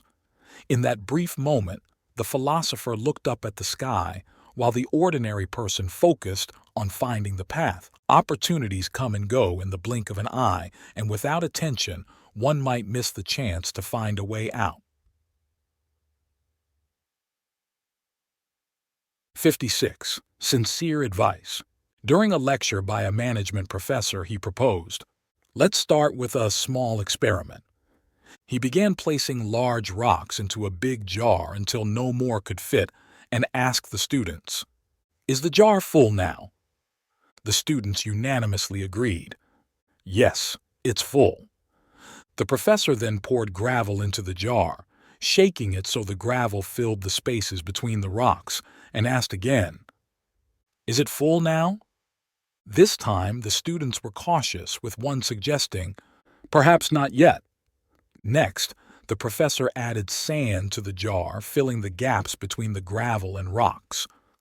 After asking once more if the jar was full, the students collectively responded, "Not yet." "Good," the professor acknowledged. Then he poured water into the jar until it was full and asked, "What does this example illustrate?" An eager student responded, "It shows that even if your schedule seems full, if you try, you can always fit more in." "That's not quite right," the professor clarified. "This experiment teaches us that if you don't put the big rocks in first, you'll never get them in at all." What do these big rocks represent in our lives? Quality time with loved ones, beliefs, knowledge, or dreams, or perhaps our career goals. Maybe it's a close friend. Whatever it is, we must prioritize these big rocks first in our lives. 57. The Three Travelers. Three travelers shared a room in a hotel. The next morning, as they set out, the first took an umbrella, the second carried a walking stick, and the third went without taking anything. Before long, a heavy rain began to fall. By evening, when they returned to the hotel, the one with the umbrella was soaked, the one with the walking stick was covered in bruises, but the third traveler was perfectly fine. Puzzled, the first two asked the third how he managed to stay unharmed without an umbrella or stick. The third traveler first asked the one with the umbrella, "Why are you only wet and not hurt?" The man with the umbrella replied, "When the heavy rain started, I kept going because I had an umbrella, but the wind was so strong that the umbrella couldn't keep me dry, hence I got soaked. In the muddy parts, since I didn't have a stick, I carefully picked solid places to step so I wasn't injured." He then turned to the one with the walking stick. "Why are you bruised but not wet?" The man with the stick explained, "As the rain was coming, I sought shelter because I had no umbrella, so I stayed dry. But crossing the muddy road, I used my stick for support, yet I kept falling." The third traveler then revealed, "That's why you two ended up wet and bruised, while I remained unscathed. When it rained heavily, I sought shelter and carefully navigated the difficult path, staying both dry and uninjured. Your mistake was relying too much on your umbrella and walking stick, making you less cautious." 58. A Small Task. A person wanted to hang a large painting on the wall in their living room and asked their neighbor for help. Once the painting was temporarily in place, the neighbor suggested, "It would look much better in a wooden frame." Agreeing, the homeowner asked the neighbor to find some wood for the frame. Upon finding the wood, as they were about to nail it together, the neighbor remarked, "Hold on! This piece of wood is a bit long. It needs to be sawed off a bit." So he went to fetch a saw, but after a few strokes he complained, "This won't work. The saw is too blunt. It needs to be sharpened." He then went home to find a file. Soon, he realized the file needed a handle for a better grip. He ventured into the bushes to find a suitable branch to use as a handle, deciding to chop it down. But to chop the branch, he first needed to sharpen his axe. And to sharpen the axe, he needed to properly secure the sharpening stone, which meant constructing a stand to hold the stone in place. To build the stand, he needed a carpenter's bench, but lacking a complete set of carpentry tools, he couldn't build it. So he went into the village to borrow the necessary tools, but this time he didn't return. Of course, the homeowner had to hang the painting by themselves. In the evening, they saw their neighbor helping a carpenter carry a bulky electric saw from the store. We all encounter many crossroads in life, but some people get lost in their own mazes. These individuals always seem busy, yet they themselves don't know what they are busy with. 59. The Joy of Fish. Zhuangzi and Hui Shi were standing on a bridge over the Hao River.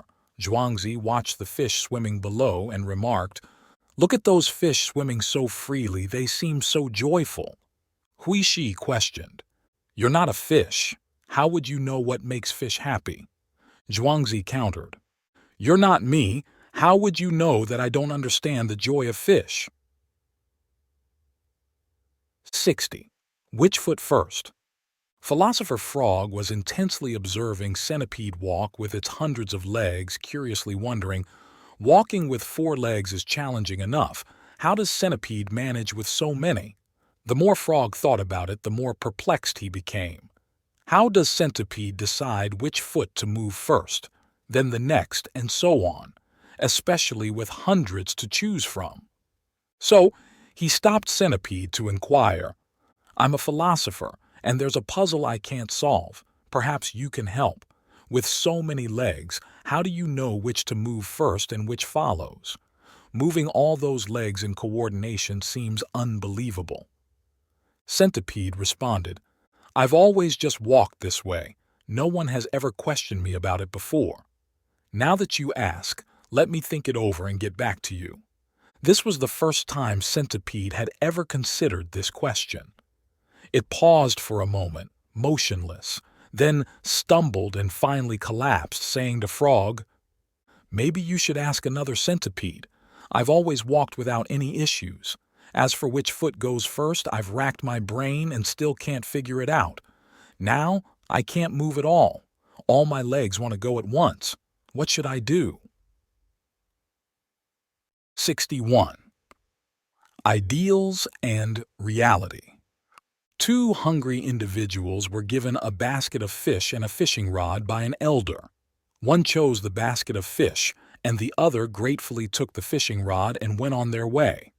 The one with the fish quickly cooked and devoured them like a starving tiger, and before the scent of the grilled fish could even spread, the entire basket was empty. Soon after, he died of hunger next to the empty basket. The one with the fishing rod continued to struggle with hunger, making his way to the sea. By the time he glimpsed the distant waters, he had no strength left, died staring bitterly at the sea. Later, 2 more starving individuals visited the elder and also received a fishing rod and a basket of fish. Instead of splitting the gifts, they decided to go to the sea together, eating just 1 fish a day between them. They endured the long journey to the shore, where they eventually started fishing for a living.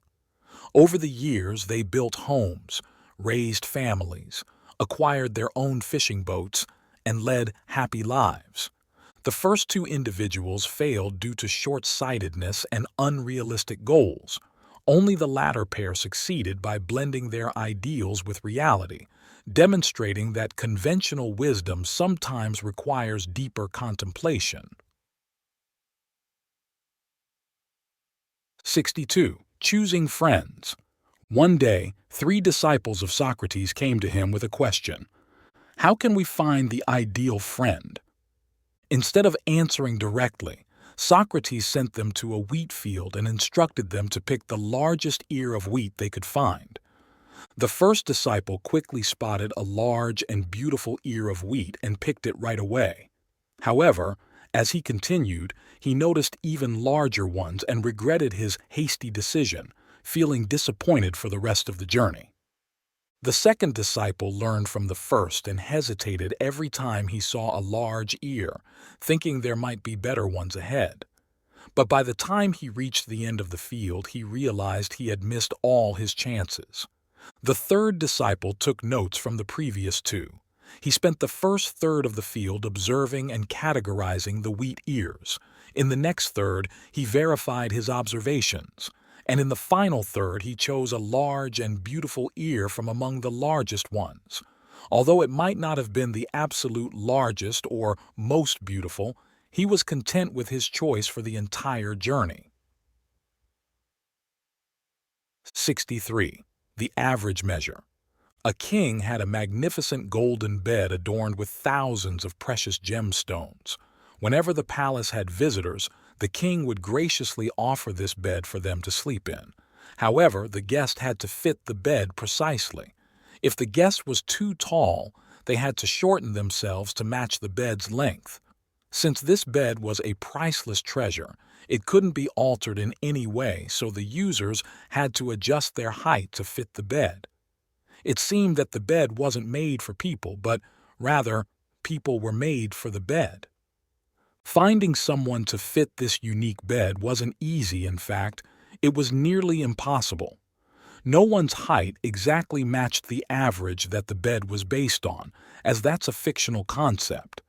This bed was made based on an average measurement. The king was also a mathematician who had meticulously calculated to create this special bed. He measured the height of everyone in the kingdom, including children, adults, the elderly, the short, and the tall. However, this average measurement didn't correspond to anyone's actual height, as no one in the kingdom matched this average height. Thus, anyone who visited the palace faced a common problem with this precious bed. If a guest was shorter than the bed, the king would order them to be stretched to fit its size. As a result, all the guests who stayed there met their demise, but it wasn't considered the king's fault as he always offered the best to his beloved guests. When you judge life from a fixed perspective, you miss out on life itself. Life is infinite and isn't confined by any framework, so you can't define the world or life with any one definition. Indeed, your philosophy might encompass one aspect of life, but only that aspect. Therefore, if you use that philosophy to view the world as a whole, you lose your connection to life. 64. The prisoner's regret. In a prison housing several serious offenders during a leisurely hour of newspaper reading, one of the inmates was flipping through a jewelry magazine. Suddenly, he pointed at a picture of an exquisite jewelry set and sighed. "My mom would look so beautiful wearing this." Another inmate, looking at a home decor magazine, remarked, "My mom would be so happy living in a beautiful apartment like this one." And yet another, browsing a car magazine, said, "If my mom had a car like this, she'd visit me more often." There was one prisoner who held a magazine for a long while without saying a word. Then suddenly, tears welled up in his eyes as he choked up. "If only my mom had a good son, that would be the best."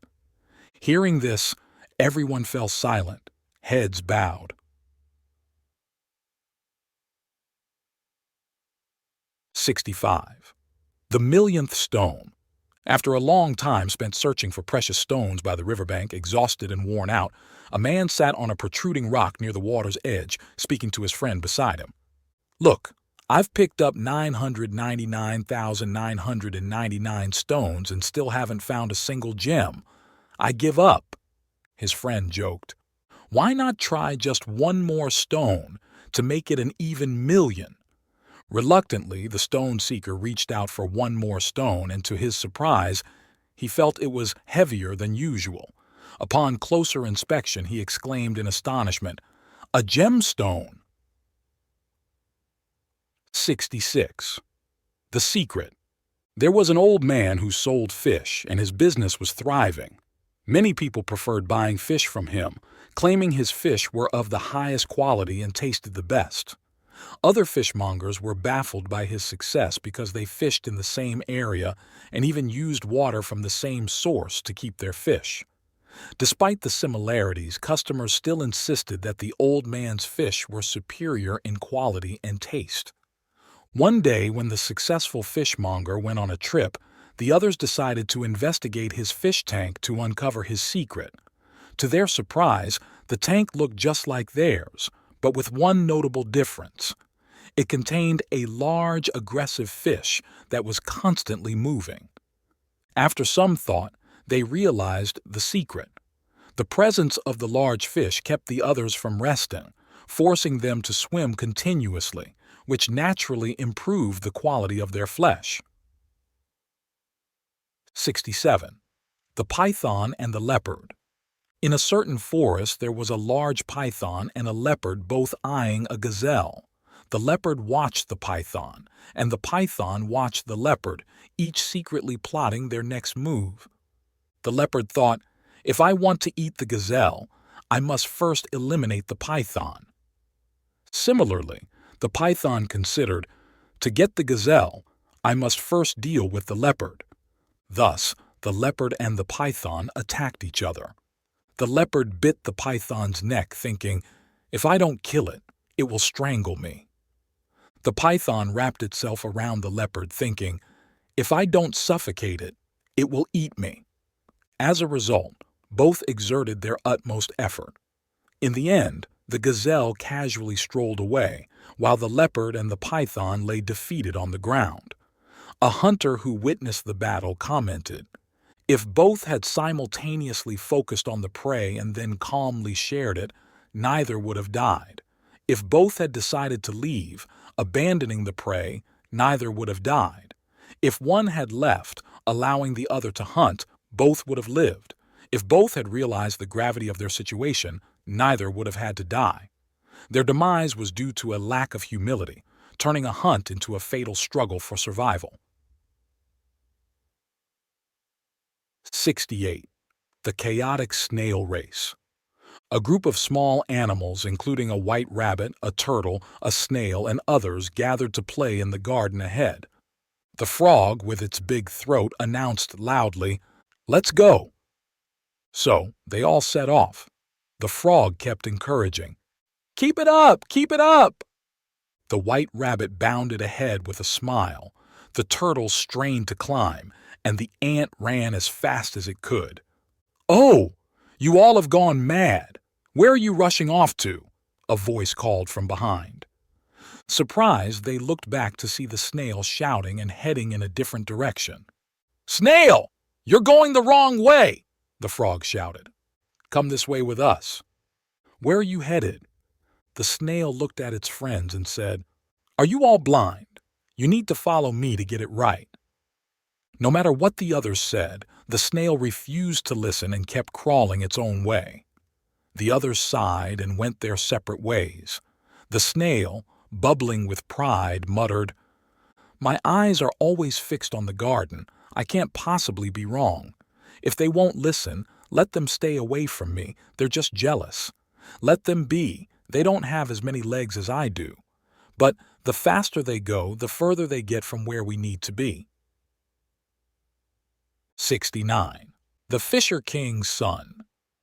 A fisherman known for his exceptional fishing skills was revered as the Fisher King by his peers.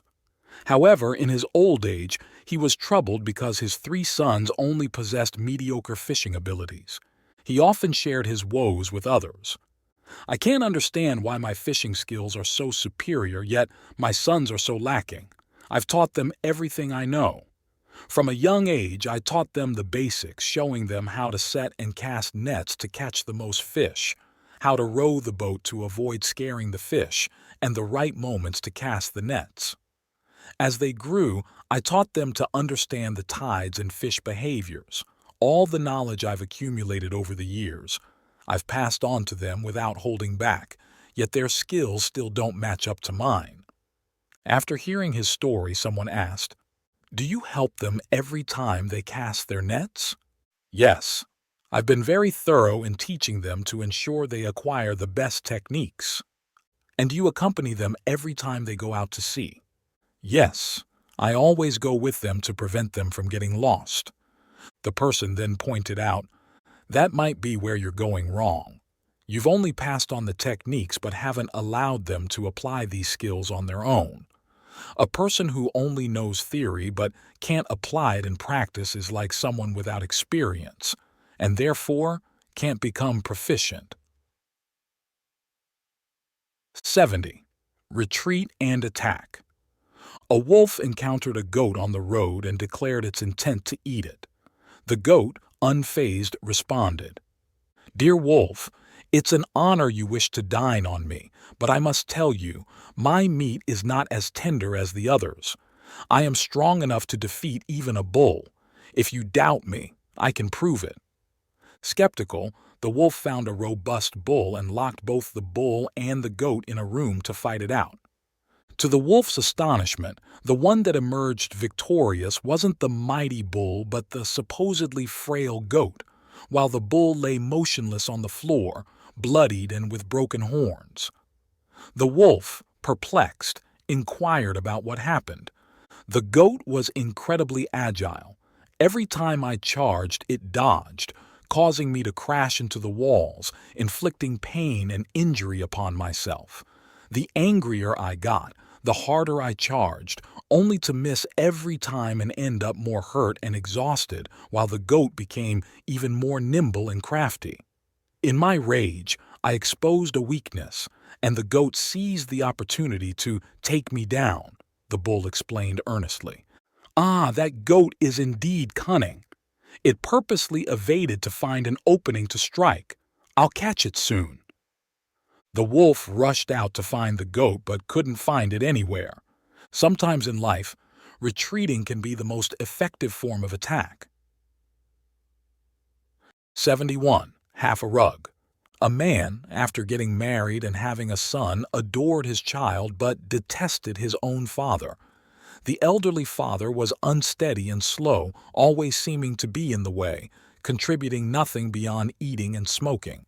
The son wanted to send his father away, and one day he told his wife, "Let's have the old man live outside." His wife pleaded for the father to stay, but to no avail.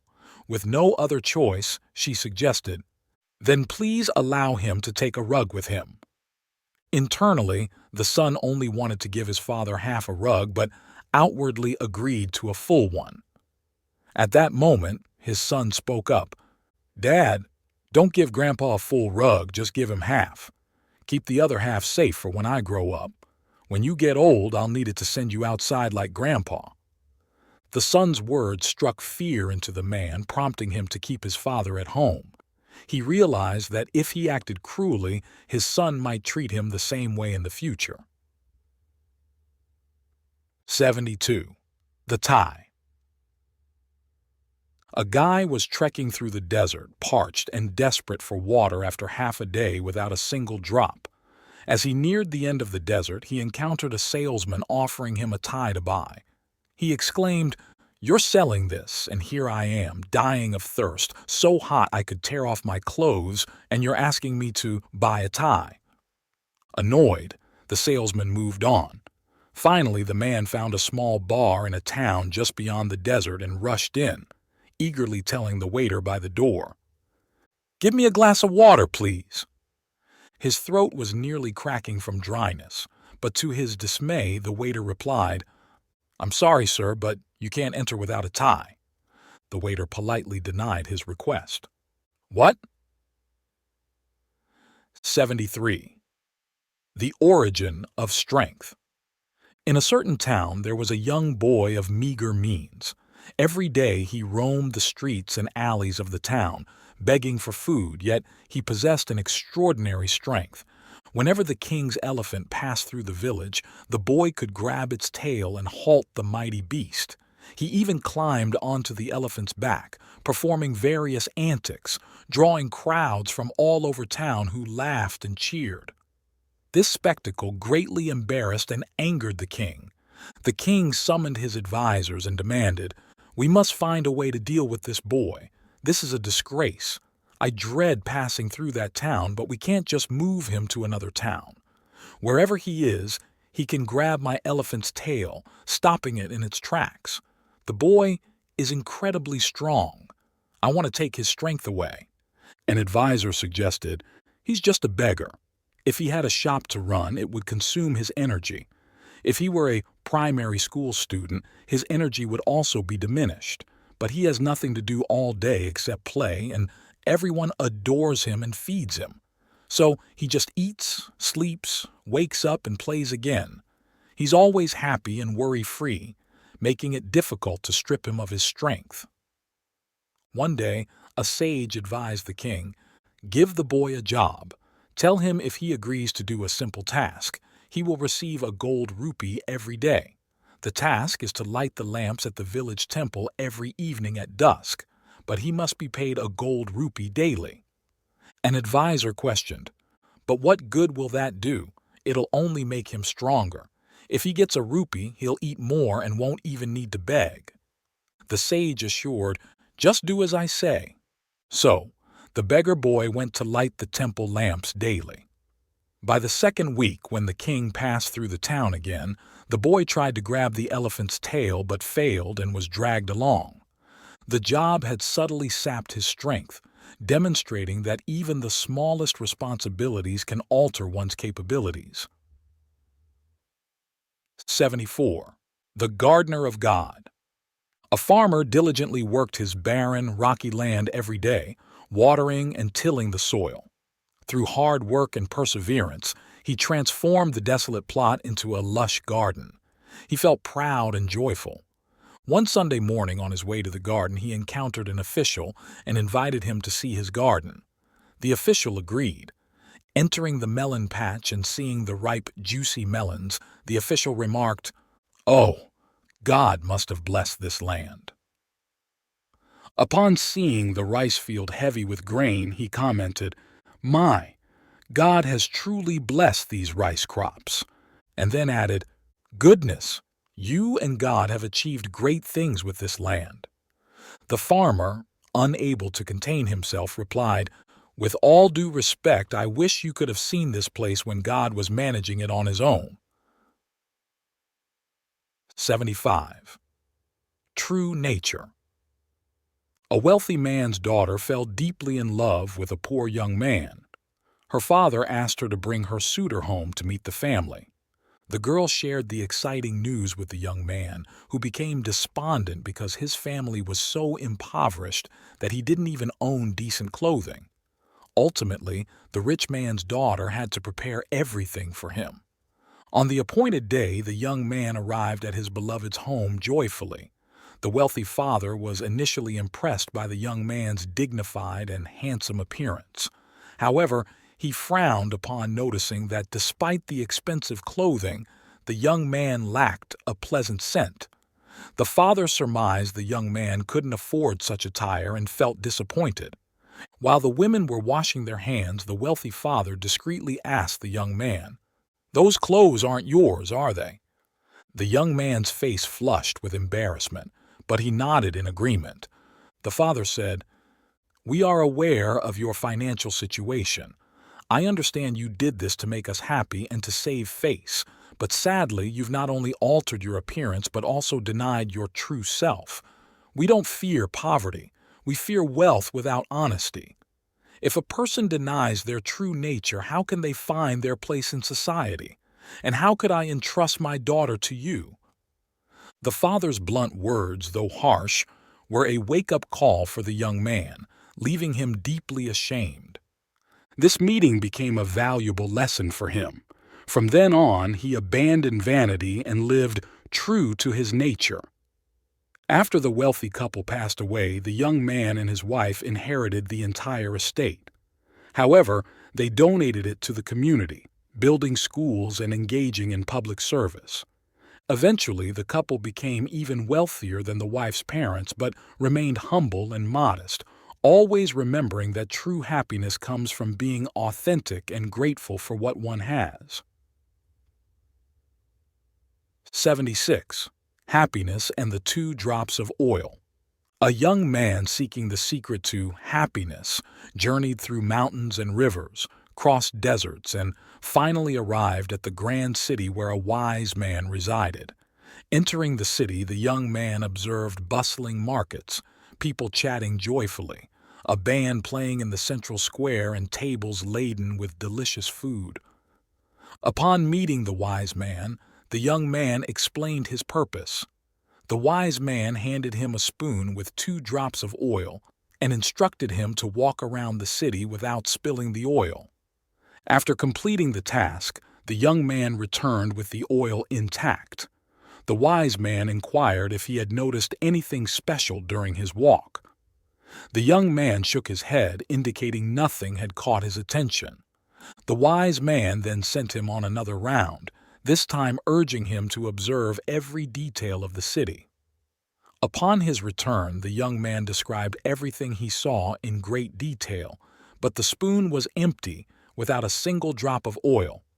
The wise man finally imparted, "True happiness lies in your ability to see the whole world without ever forgetting the 2 drops of oil you hold in your hand." 77. The magic of life. A wealthy young man was deeply in love with a lady of high society, who was not only beautiful but also fashionable and lived a life of luxury. He adored her and always did as she wished, immediately fulfilling any desire she expressed. On the day before their engagement, he asked her, "What gift would you like for our engagement?" She honestly replied, "I want a diamond ring." So, he bought her an expensive diamond ring as a gift. Another young man from a humble background loved a girl who was of average beauty, but known for her hard work and frugality. The day before their engagement, he asked, "What would you like me to give you as an engagement present?" She said, "A simple crystal ring would be enough for me." Thus, he spent a few dollars on a crystal ring for her, which made her very happy.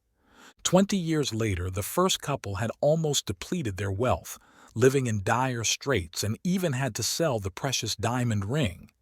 Now, the woman wore a crystal ring on her finger. The second couple, however, had improved their lives significantly through diligence and savings, becoming wealthy. The once simple glass ring was now replaced with a diamond one, and they enjoyed a fulfilling and happy life. Life, like magic, changes everything over 20 years. But the actions we take today can indicate the transformations we'll see in the future. It has the power to turn crystal into diamond and diamond back into crystal. 78.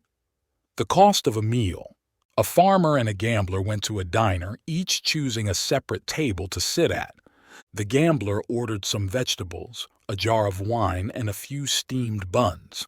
He finished the wine, ate 2 buns, and barely touched the vegetables.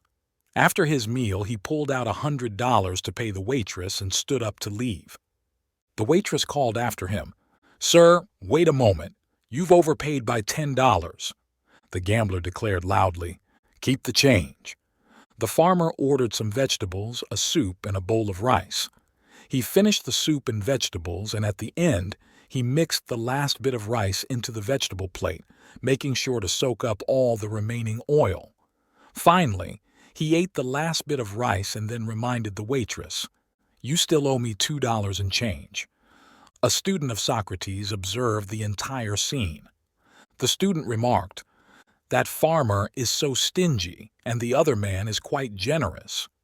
Socrates responded, "The farmer's money comes from hard work and toil, but what about the other man's money?" 79. The price of art. While digging, a man accidentally discovered an exquisitely carved statue from the Dali period and sold it to an art collector who specialized in ancient artifacts. The collector paid a handsome sum for it, and the man left happily with his earnings. On his way home, he mused, "With this money, my life will be more comfortable and joyful from now on." That stone statue was just an inanimate object, buried in the ground for so long. How could someone pay such a high price for it? Meanwhile, the collector, absorbed in admiration of his new acquisition, thought to himself after a careful examination, "This statue is carved with such lifelike detail. The craftsman must have been incredibly skilled. This is truly a magnificent masterpiece, awakening from its 1,000-year slumber in the earth. How could someone not appreciate such a valuable piece of art and trade it for mere money?" 80. The threshold. Through the dim mist, a building with a narrow door emerged, with a young woman standing outside, poised to enter. A chilling air emanated from within the structure, accompanied by a hoarse voice that seemed to groan. "Why do you wish to enter? Do you know what awaits you inside?" "I am aware." the woman responded. Cold, hunger, hatred, mockery, disdain, humiliation, imprisonment, illness, and even death. I understand.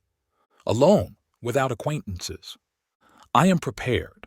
I am willing to endure all sufferings, all torments, not just from enemies, but from loved ones and friends.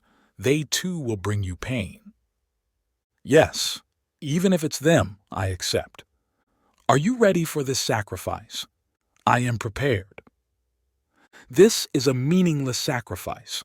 You will die unnoticed, uncelebrated, unremembered. I do not seek gratitude or pity. I do not desire fame. Are you willing to bear this burden? The woman bowed her head. I am willing. The voice inside paused momentarily before speaking again. What if you regret this later? Have you considered wasting your youth? I have considered this too. Please, let me in. Enter. The woman crossed the threshold and the curtain immediately fell. Fool! Someone from behind scorned. A saint! This phrase echoed from nowhere.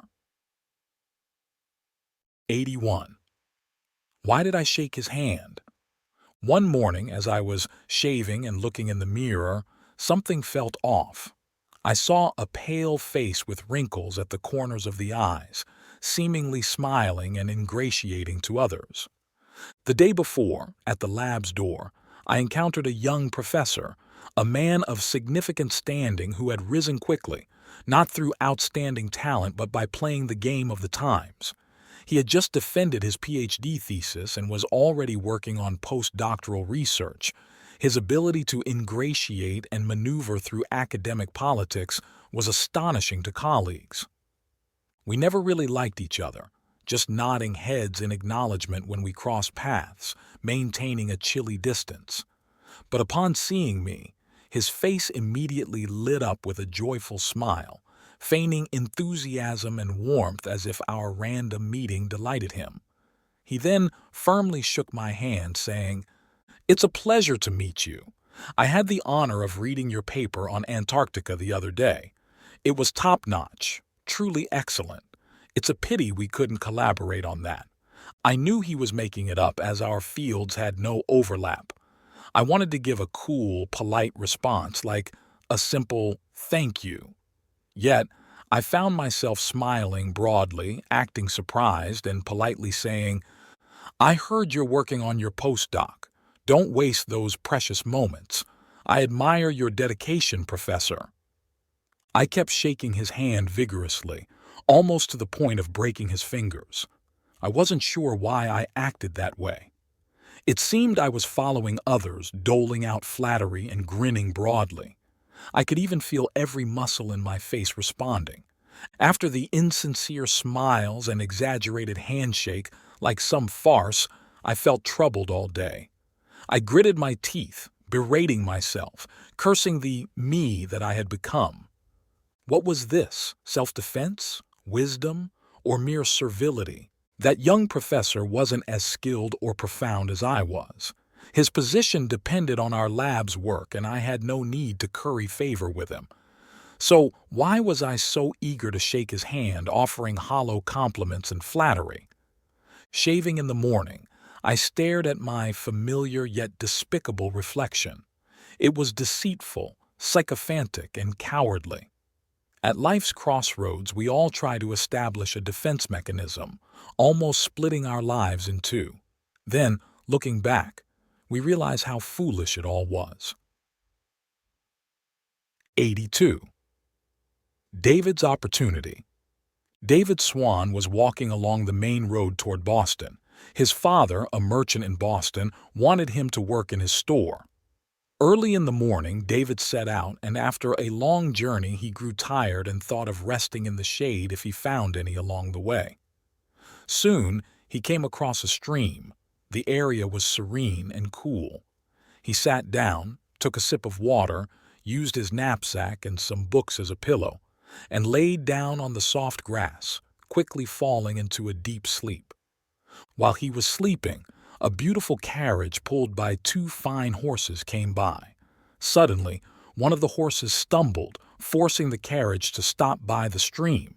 An elderly wealthy couple stepped out and noticed David sleeping. "He's sleeping so soundly, breathing evenly. If only I could sleep like that, what a joy it would be," the wealthy man remarked. His wife exclaimed, "With our old age, it seems impossible to enjoy such deep sleep. Look at the boy sleeping just like our son would. Should we wake him up?" "Oh, we don't know anything about him. But he looks so innocent." David was unaware that Fortune was standing right beside him. This elderly couple was extremely wealthy and had recently lost their only son. In such situations, people often do peculiar things, like adopting a child and making them their heir. But David remained asleep, undisturbed. "Let's wake him up," the wealthy wife insisted again. Just then the carriage driver called out, "It's time to go. The horse is fine now." Reluctantly, the couple took one last look and quickly got back into their carriage. 5 minutes later, a beautiful young woman strolled by the stream, stopped to drink some water, and noticed David. She felt as if she had intruded into someone's bedroom without permission, so she quickly left. Suddenly, she saw a large wasp hovering over David's head and instinctively used her scarf to shoo it away. Looking at David, she trembled and murmured, "He's so handsome." But David remained still and she left, dissatisfied.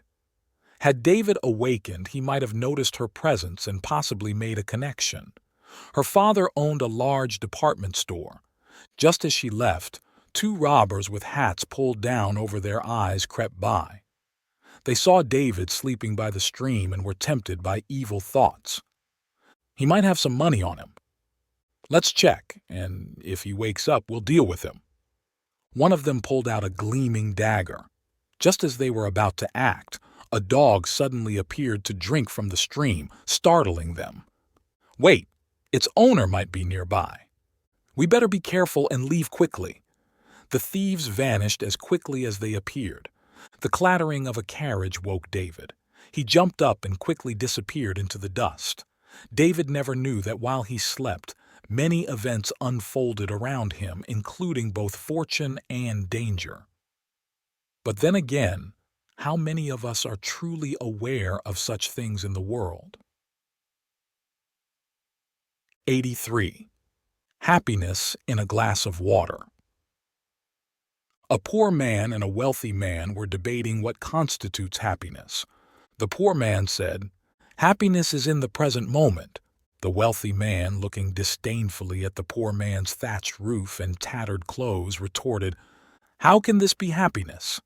My happiness lies in owning 100 houses and having 1,000 servants." A massive fire later engulfed all of the wealthy man's properties, destroying his wealth and causing his servants to flee. Overnight, the wealthy man became a beggar. In the scorching heat of July, drenched in sweat, the former wealthy man stumbled to the poor man's humble dwelling, pleading for a sip of water. The poor man offered him a cool glass of water and asked, "Now, what do you think happiness is?" With eyes filled with longing and anticipation, the beggar replied, "Happiness was the glass of water he was holding at that moment." 84. 2 travelers and the axe. 2 individuals were walking down a road when one of them found an axe. Excitedly, he exclaimed, "Look what I've found." "You shouldn't say, 'I,'" the other corrected him. "You should say, 'we found it.'" Soon after, the person who lost the axe approached them, accusing the one holding the axe of theft. "See," he said to his companion, "now we're in trouble." "It's not we," his friend replied. "It's I am in trouble." Someone who doesn't share in good fortune shouldn't expect others to share in misfortune. 85. The idol at the crossroads. At a village crossroads stood a small shrine housing a wooden idol. Long neglected, the shrine was covered in a thick layer of dust, with no one coming to offer prayers. One day, a passerby encountered a large ditch blocking his path right in front of the shrine. Frustrated, he blamed the deity for his misfortune and, in anger, overturned the altar, tossing the idol into the ditch. Another villager, witnessing this disrespect yet feeling compassionate, retrieved the idol from the ditch, cleaned it, and reverently placed it back on the altar. However, in a twist of fate, the deity punished this kind-hearted individual with a headache that lasted for half a month. Perplexed by the deity's actions, a local magistrate inquired, "Why did the person who disrespected you suffer no consequences, while the one who helped you faced misfortune? How is this fair?" The deity responded, "You don't understand. It's the gentle souls that are easiest to take advantage of." 86. The Wolves and the Trap. A pack of wolves was forced to retreat into a cave by a hunter. The hunter set a trap at the entrance, meaning the first wolf to exit would be caught, but the rest would be freed. Trapped inside and starving for over a day, the wolves debated who should go out first. The elder wolf stated, "I'm the oldest here. It wouldn't make sense for me to go first." The youngest wolf protested, "I'm just a pup. It shouldn't be me." The mother wolf argued, "I have 3 little ones waiting to be nursed. Would you heartlessly watch them starve?" The injured wolf pleaded, "I'm already hurt. I should be taken care of." Only the healthy wolf remained, who said, "I could go first, but if I leave last, I might have a chance to avenge us by taking down the hunter." Days later, the hunter found the entire pack of wolves dead from starvation inside the cave. 87. The Flower Amidst the Ruins. As World War II came to an end, destruction was everywhere. 2 Americans were interviewing a German who lived in a shelter. After leaving, they discussed their impressions. A. Do you think they can rebuild their homeland? B. Absolutely. A. Why so sure? B. Did you notice what was on the table in that dark shelter? A. A vase of fresh flowers. B. Any nation that, even in the toughest of times, doesn't forget to place a vase of fresh flowers will surely rebuild their homeland from the ruins. 88. When does joy arrive? A group of young people, feeling that life was quite bland, set out together to find joy. In their quest for happiness, they encountered numerous troubles, sorrows, and pains. So they sought advice from Socrates. Where can we find true happiness? Why is it that in our search for joy, we only encounter unhappiness, which seems to increase day by day? Socrates suggested, "First, help me build a boat." The youths momentarily set aside their pursuit of joy, gathered the necessary tools, and after 49 days of hard labor, they completed building a single wood boat. As they launched it, they invited Socrates to join them on the boat, and together they rowed, sang, and celebrated. Socrates asked, "How do you feel now? Are you happy?" In unison, the youths responded, "Very happy." Socrates explained, "That's how joy works. It's found in being engaged in a clear purpose, and often it arrives quite unexpectedly." 89. The Stone and the Brick.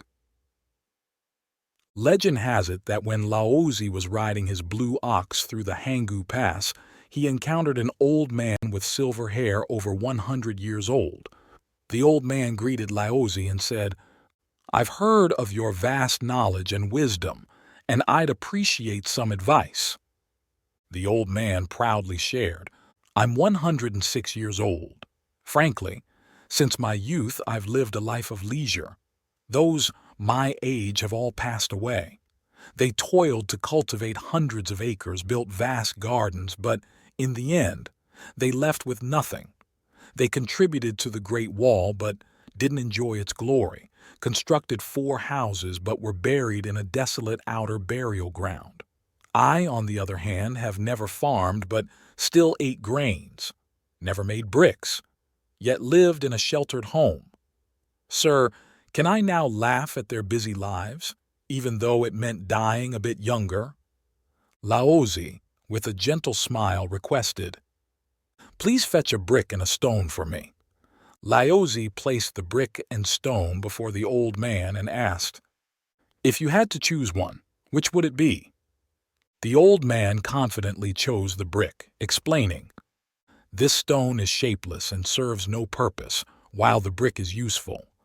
Laozi then turned to the people around and inquired, "Would you choose the stone or the brick?" Everyone chose the brick over the stone. Laozi then asked the old man, "Which lasts longer, the stone or the brick?" The old man replied, "Obviously the stone." Laozi concluded with a serene smile, "The stone, though more enduring, is not chosen, while the brick, less lasting, is preferred because of its utility. So it is with all things.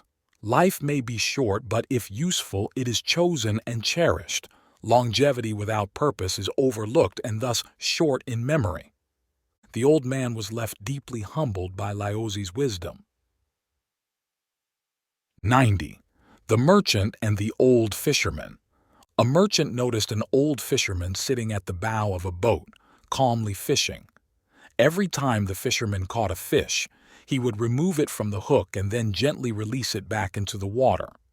Curious, the merchant asked, "Why do you release the fish instead of taking them home?" The old man inquired in return, "What would I do with them at home?" "Take them home to eat," the merchant replied. "I only need 3 fish a day to eat, no more than that," the old man explained. "Then you could sell them at the market," the merchant suggested. "Sell them? Why would I need to sell these few fish?" the fisherman asked, puzzled. "By selling them you could make some money," the merchant answered. "And what would I need that money for?" the fisherman questioned again. "You could use it to buy a boat," the merchant said, finding the whole conversation baffling. "And what would I need a boat for?" The fisherman remained calm. "With a boat, you could comfortably sit and fish at your leisure," the merchant said enthusiastically. "So, in your opinion, am I not comfortable right now?" the fisherman asked. The merchant was at a loss for words. Sometimes only you can know whether you're truly content. Material wealth and status are just for show to others and may not truly satisfy one's own needs. 91. Serenity. During a sweltering day, the grass in the Zen garden had all dried up. "We should pull out this unsightly dead grass," a young monk suggested. "Let's wait for cooler weather," the master casually replied. "Go with the flow." By mid-autumn, the master bought a bag of grass seeds, which the young monk scattered. Suddenly, an autumn breeze scattered the seeds. "The wind has blown away many seeds," the young monk exclaimed. "It's fine. The seeds carried away by the wind were the weak ones. They wouldn't have sprouted anyway," the master said. "Let it be." After sowing, some birds came pecking at the seeds. "What a waste! The remaining seeds were eaten by birds." The young monk stamped his foot in frustration. "No worries, there are plenty of seeds. They can't eat them all." The master continued reading his scriptures. "Let it happen." At midnight, clouds gathered and a heavy rain poured. Early in the morning, the young monk rushed into the meditation hall. "Master, this time it's really ruined. All the seeds have been washed away by the rain." "Wherever they've flowed, they will sprout," the master said, still in meditation, eyes closed. "Let it unfold." More than a fortnight later, the previously barren courtyard was lush with young sprouts, even in areas where seeds hadn't been deliberately sown. The young monk clapped in joy. The master nodded. "Let there be joy." This old monk seemed to remain calm in the face of all situations, deeply understanding the profound meaning of life's principles. Why do our hearts get disturbed by external factors, leading to anxiety, fear, or even despair? Is it because achievements and victories cloud our judgment? 92. Footprints in the mud. When Jiam Chan first became a monk, The abbot, recognizing his intelligence and diligence, paradoxically assigned him to the most disliked job in the monastery, the begging monk, who braves the weather and societal scorn daily. Gyam Chan was frustrated by the disrespect he encountered. One night, unable to sleep, Gyam Chan was found by the abbot surrounded by a pile of worn-out straw sandals. When questioned, Gyam Chan lamented about the rapid wear of his shoes and wondered if he should conserve more for the monastery's sake. Understanding his plight, the abbot took him outside after a heavy rain to the muddy path in front of the monastery. He asked Gyam Chan if he desired to be an ordinary monk or a distinguished scholar of Buddhist teachings. Gyam Chan expressed his wish to be renowned but felt his current status as a begging monk belittled by others hindered that goal. The abbot pointed out the muddy path, asking if Gyam Chan could find his footprints from the day before, which he couldn't. But now, in the mud, their footprints were clearly visible.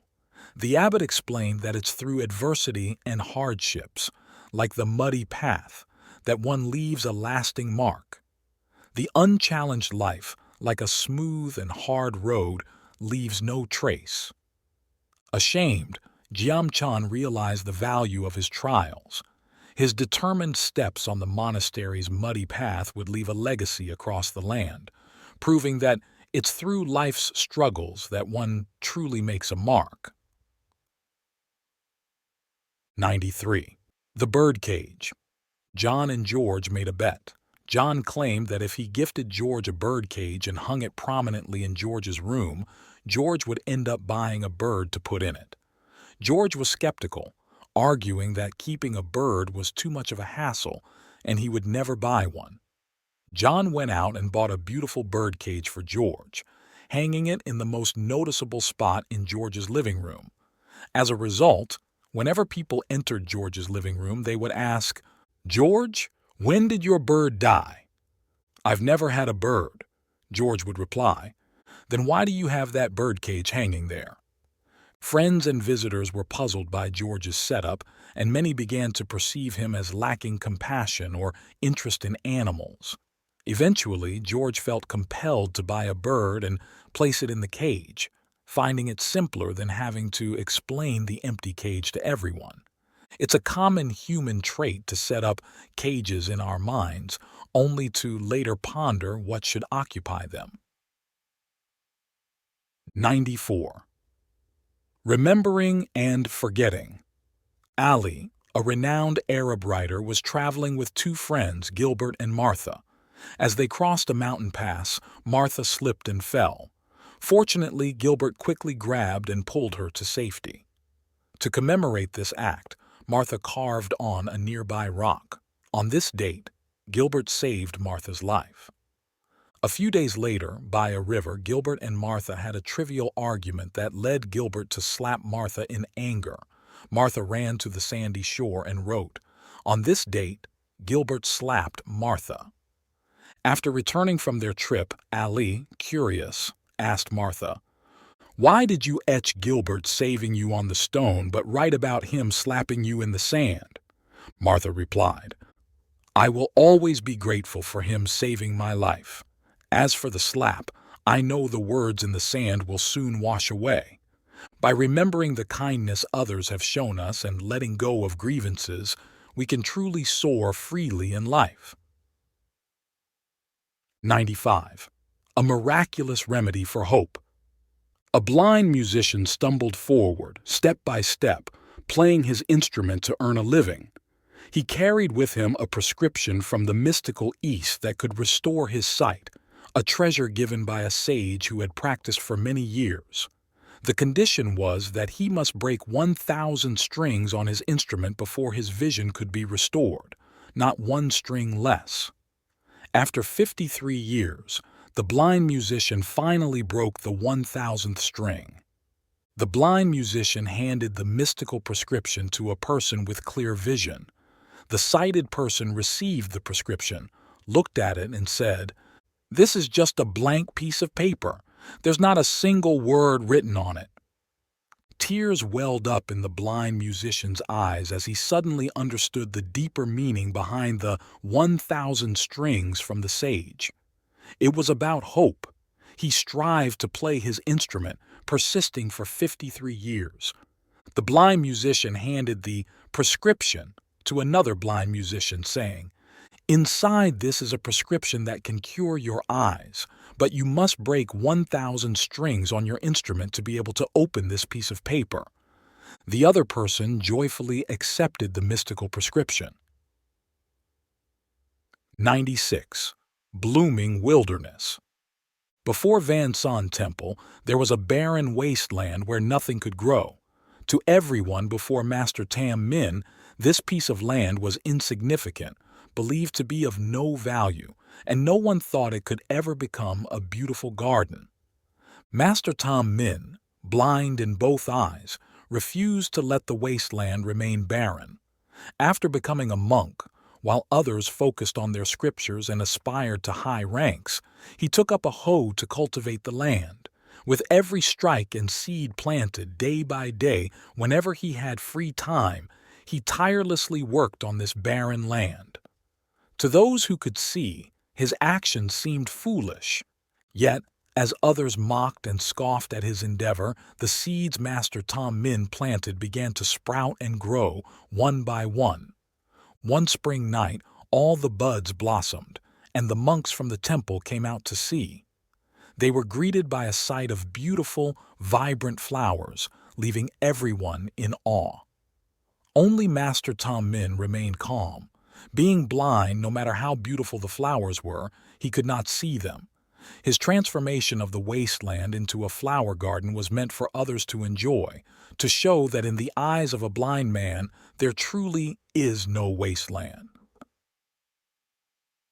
97. Conversations with God. A disabled person ascended to heaven in search of God, lamenting that God hadn't granted him healthy limbs. God introduced him to a newly deceased person who had just entered heaven. This person told the disabled man, "Appreciate what you have, at least you're still alive." A disgruntled official came to heaven to complain to God about not receiving ample rewards and fortune. God introduced him to the disabled person who told the official, "Appreciate what you have, at least you're healthy." A young man arrived in heaven to criticize God for not making him respected by others.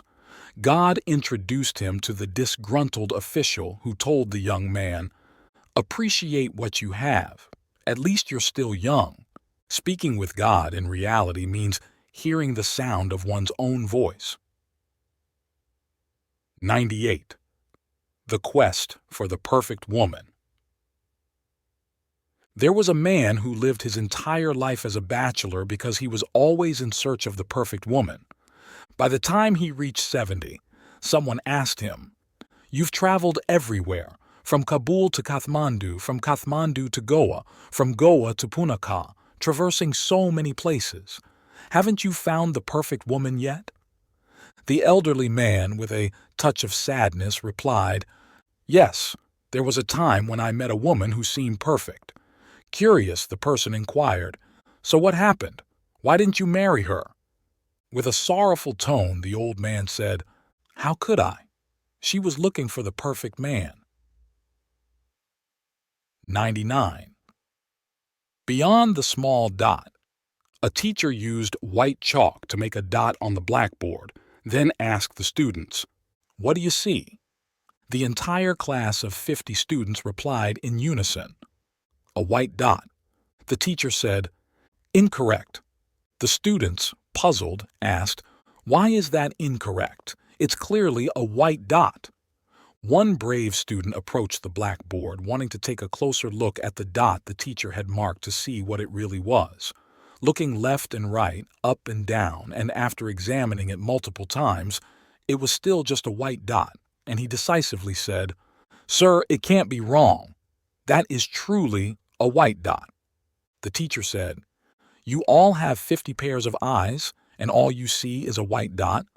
Another student said, "Sir, are you suggesting we need to use our imagination?" The teacher denied. I'm not teaching literature. When I asked what you see, I meant in reality. The reality is a white dot, all 50 students replied in chorus. Don't you see the blackboard behind the dot and the wall behind the blackboard? The teacher asked. At this point, the 50 students had a realization.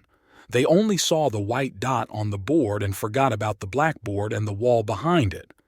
Isn't this a mistake we often make in life? We make this mistake due to habitual thinking. As time passes, our perspective becomes limited. Conventional thinking only allows us to see the shining star, forgetting the sky and the vast universe beyond. 100. Blossoms on the Buddha's altar. Before sunrise, while the spring grass in front of the temple still glistened with dew, a young man was kneeling in penance. "Master, please forgive me," he implored. He was once a dashing young man, full of life and luxury.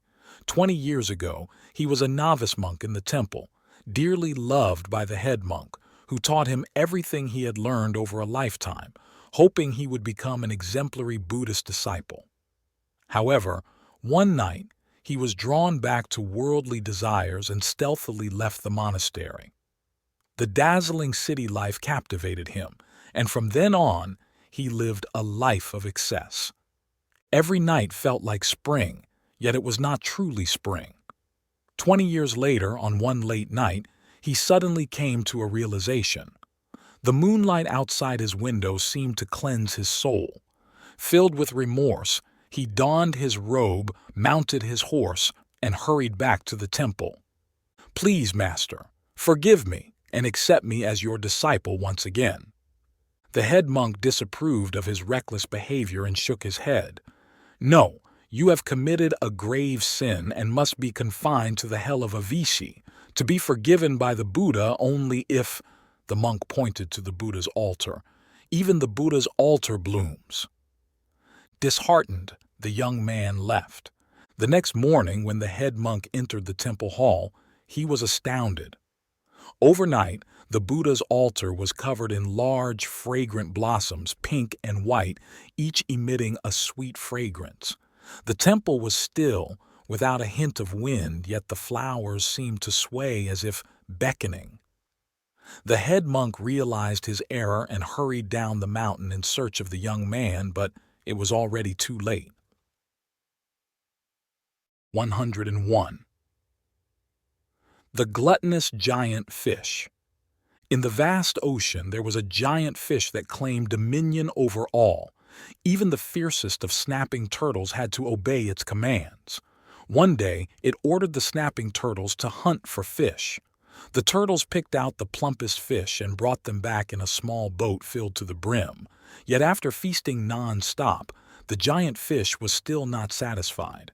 It then caused a great wave, pushing the school of fish towards the shore, and commanded the snapping turtles, "Hurry! Catch them for me! Catch! Catch!" Seeing the snapping turtles moving too slowly, the giant fish decided to take matters into its own jaws. It opened its mouth wide, lunging forward to swallow the school of fish whole. However, due to the overpowering wave, it was thrown against a rocky shore, unable to return to the deep. Half of its body stuck on the rocks and the other half in the sea. The school of fish it had chased turned around and began to nibble on it gradually. 102. Valuing objects over people. Lord Ti of the state of Qi enjoyed using hawks for hunting rabbits. One day, Chuju accidentally let the hawk escape, and Lord Tse ordered Chuju to be executed. Hearing this, Yanzi went to see Lord Ti. Chuju has committed 3 major offenses, making it easy to justify his execution. May I detail his crimes before his execution is carried out? Lord Tse agreed. Yanzi pointed out Chuju's faults. Firstly, Chuju, you were tasked with caring for the king's hawk but let it escape. This is the first offense. Secondly, your negligence has led to a situation where the king considers taking a human life over a bird's loss, marking the second offense. Lastly, Executing you will lead to criticism from the feudal lords worldwide, accusing the king of valuing animals over his subjects, which is the third offense. Upon hearing this, Lord Tse quickly told Yan Zi, "Say no more, I understand your point," and then decided not to proceed with the execution but to deal with the matter more leniently. 103. 3 examples. Tan Bin Kong spoke to the great minister Su Kuang. "I am now 70 years old and always feel that my knowledge is not sufficient. Although I enjoy reading books and learning from the sages at my age, it seems too late to learn anything new." "Too late?" Su Kuang replied. "If it's late, then light a candle."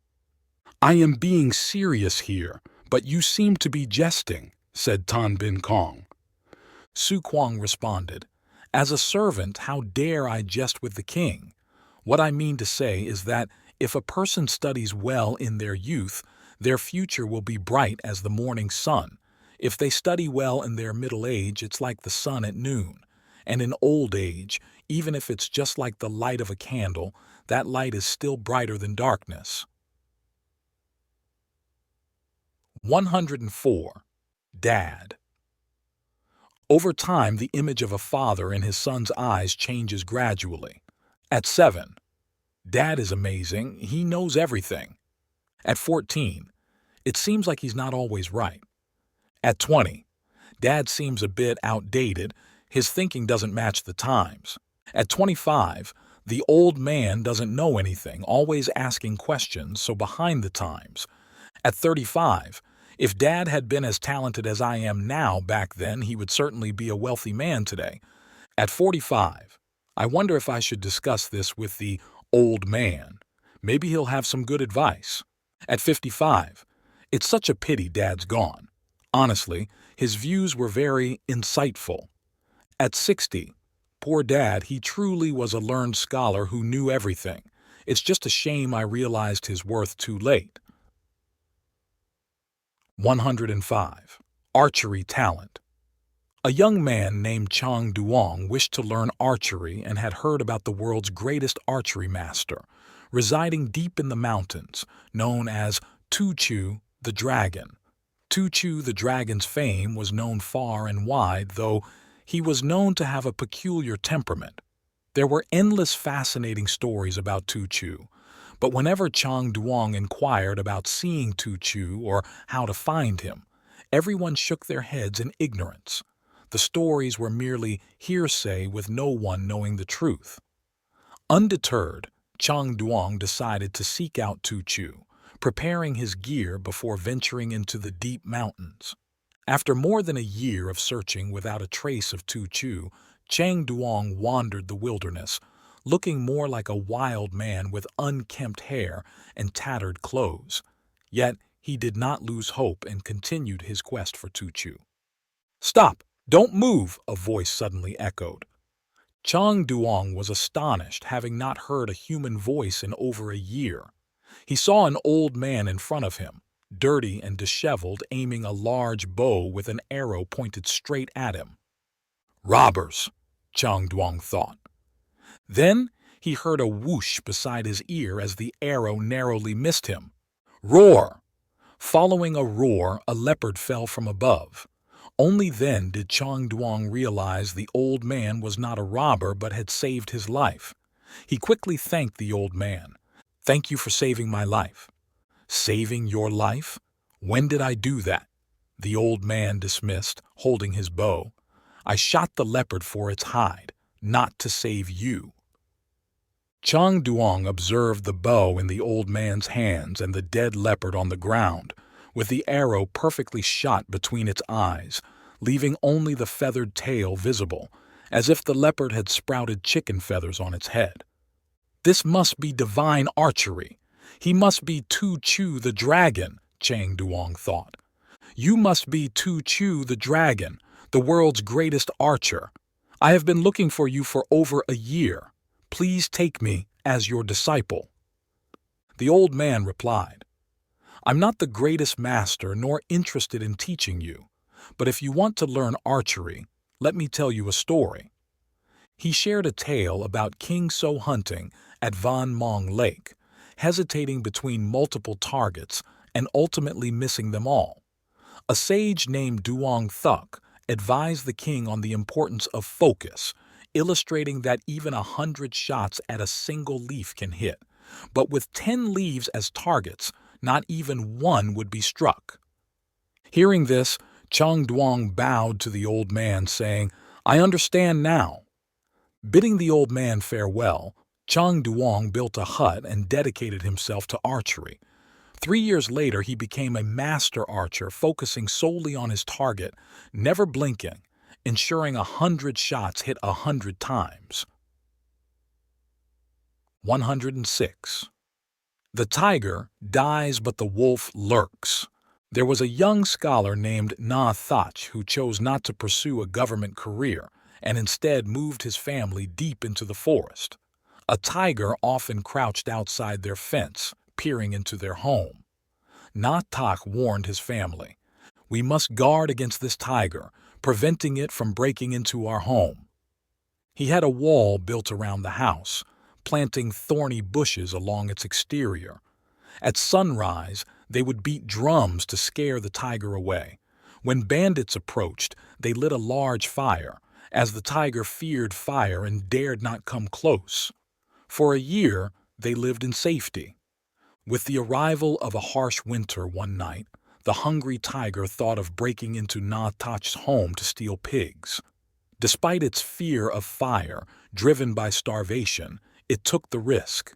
It leaped over the fire, its claws scraping the wall, but the thorns pierced it, causing it to fall into the fire, burning and howling in pain before fleeing. The forest animals scattered in fear, but the tiger could not penetrate Na Thach's defenses. A few days later, it died of hunger. Na Thach and his family rejoiced at the tiger's death, feeling secure. Things are good now. We have nothing to fear. Gradually, the fence fell into disrepair, unattended. A corner of the wall collapsed due to rain but was left unfixed. The thorny bushes died off and they stopped lighting fires. Then, one unexpected night, another beast broke into their home, killing everyone in Na Thach's family. From then on, whenever the story was recounted, people would say, "Na Thach only prepared for the tiger, but dangers come in many forms. Their downfall was due to their lack of vigilance." 107. 3 times of regret. Jak Thuk was a stubborn man, always convinced he was right and liked to go against others' advice. In his earlier days, he farmed in the northern area of Kwi Son, planting rice on the dry mountain slopes and other crops at the moist and low foot of the mountain. His friend objected, "Rice prefers moist conditions, so it should be planted at the mountain's foot. Crops that can withstand dry conditions should be planted on the slopes. By doing the opposite, you're going against their natural growing habits, which won't yield good results." Jak Thuk ignored his friend's advice, and after 10 years of farming this way, his family struggled even for basic sustenance. It was only then that he paid attention to his friend's farming methods, noticing the rice thriving in moist areas and crops flourishing on dry land, resulting in a bountiful harvest. He apologized to his friend, "I was wrong before. If I had listened to you earlier, things would have been better." Later, Jak Thuk ventured into business in Van Thuong. Thinking his past failures were due to not following others, he decided to emulate whatever others were doing. If people bought something, he bought it too. If they sold something, he sold the same. His friends advised, "Following others blindly won't work. Your goods will arrive too late in the market compared to others. By the time you stock up, the market will be saturated with those goods. A successful business person stocks items that others don't have, seizing the opportunity to make a significant profit." Ignoring this advice, Jak Thuk found himself in dire straits 10 years later, having lost even his capital. Remembering his friend's words from a decade ago, he went to apologize. You were right, and I deeply regret not listening to you. Later on, Jiak Thuk and a friend went fishing in the East Sea. Approaching a whirlpool area, his friend warned him, "Don't go any further. Ahead is a whirlpool area, and it's impossible to escape once entered."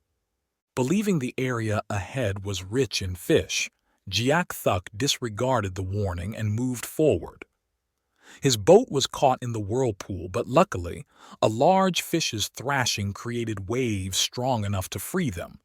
When Jiak Thuk realized his mistake, he was already old, his body frail. He sought out his old friend, bowed deeply, and pointing to the sky said, "I was too stubborn before. Now, I swear to change my ways." His friend smiled and responded, "You're old now and your youth is behind you. What use is regret at this point?" 108. The Philosophy of Balloons. One day, a group of white children were playing in a park when an elderly balloon seller pushed his cart in.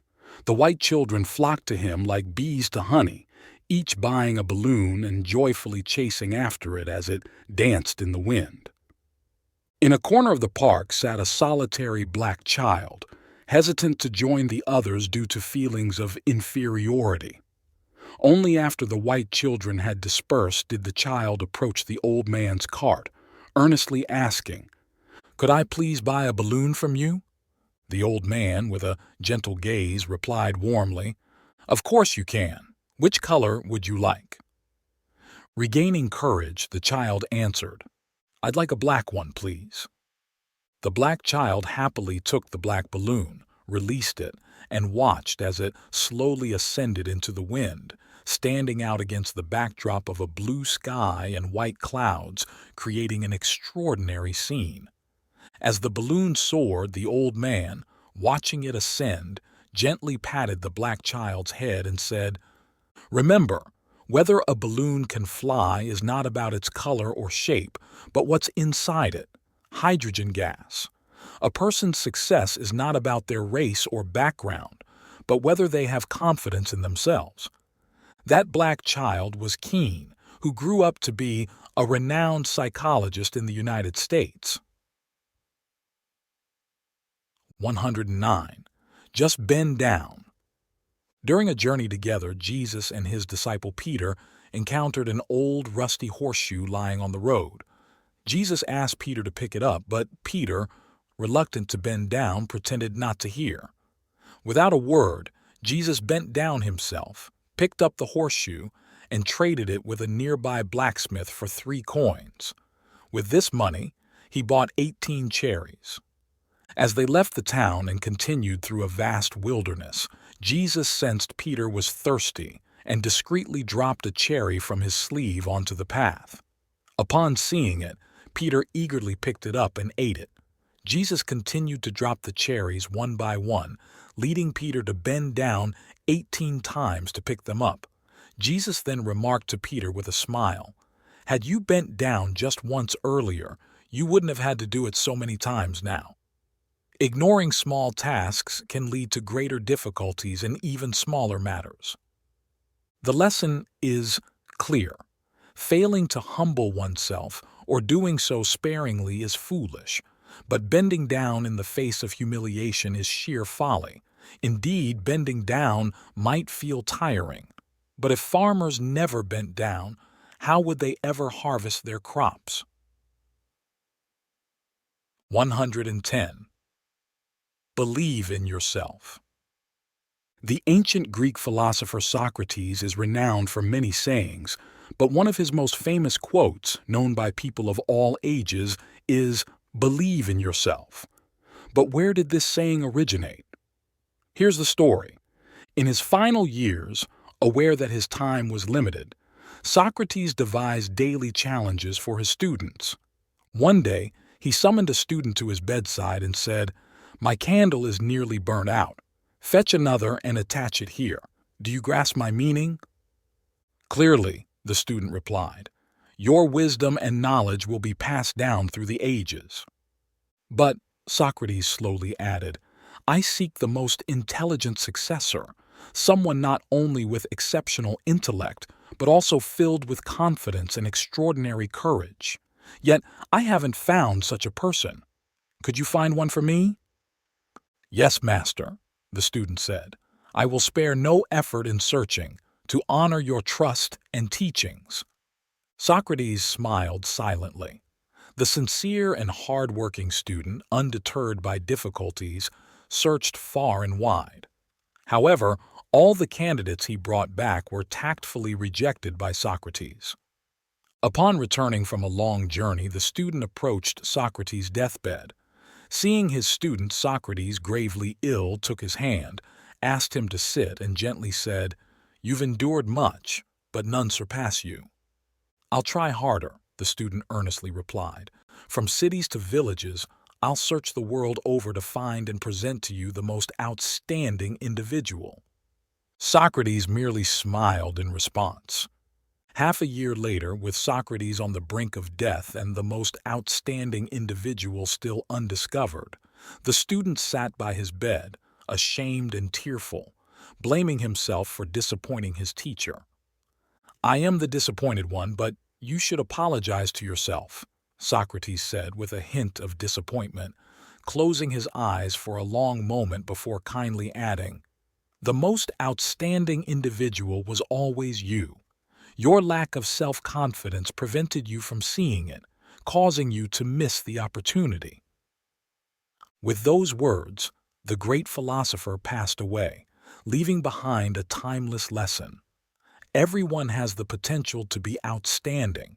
The key is to have confidence in oneself and to always be willing to stand up and recognize one's own value. 111. Following in his father's footsteps.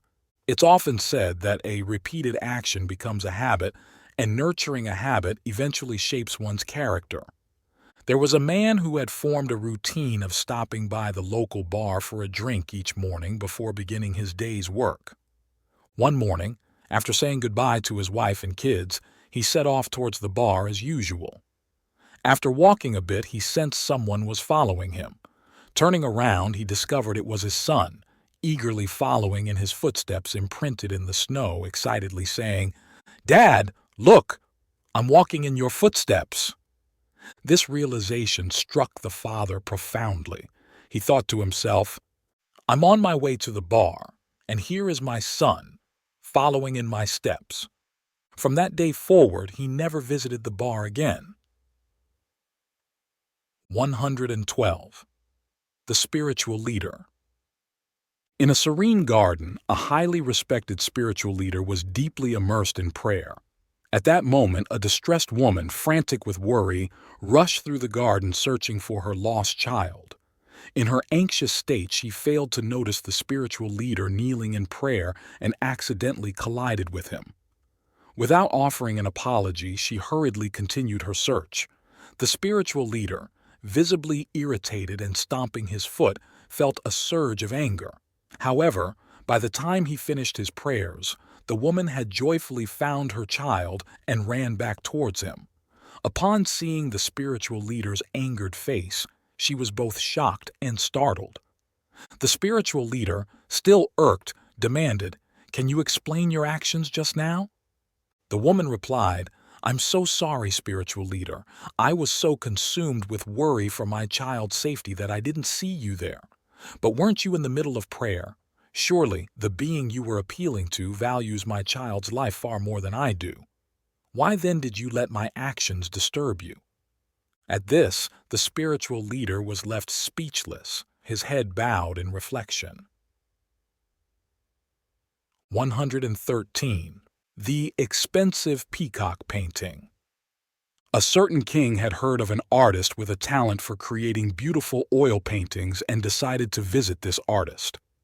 "I would like you to paint me a picture of a peacock," the king requested.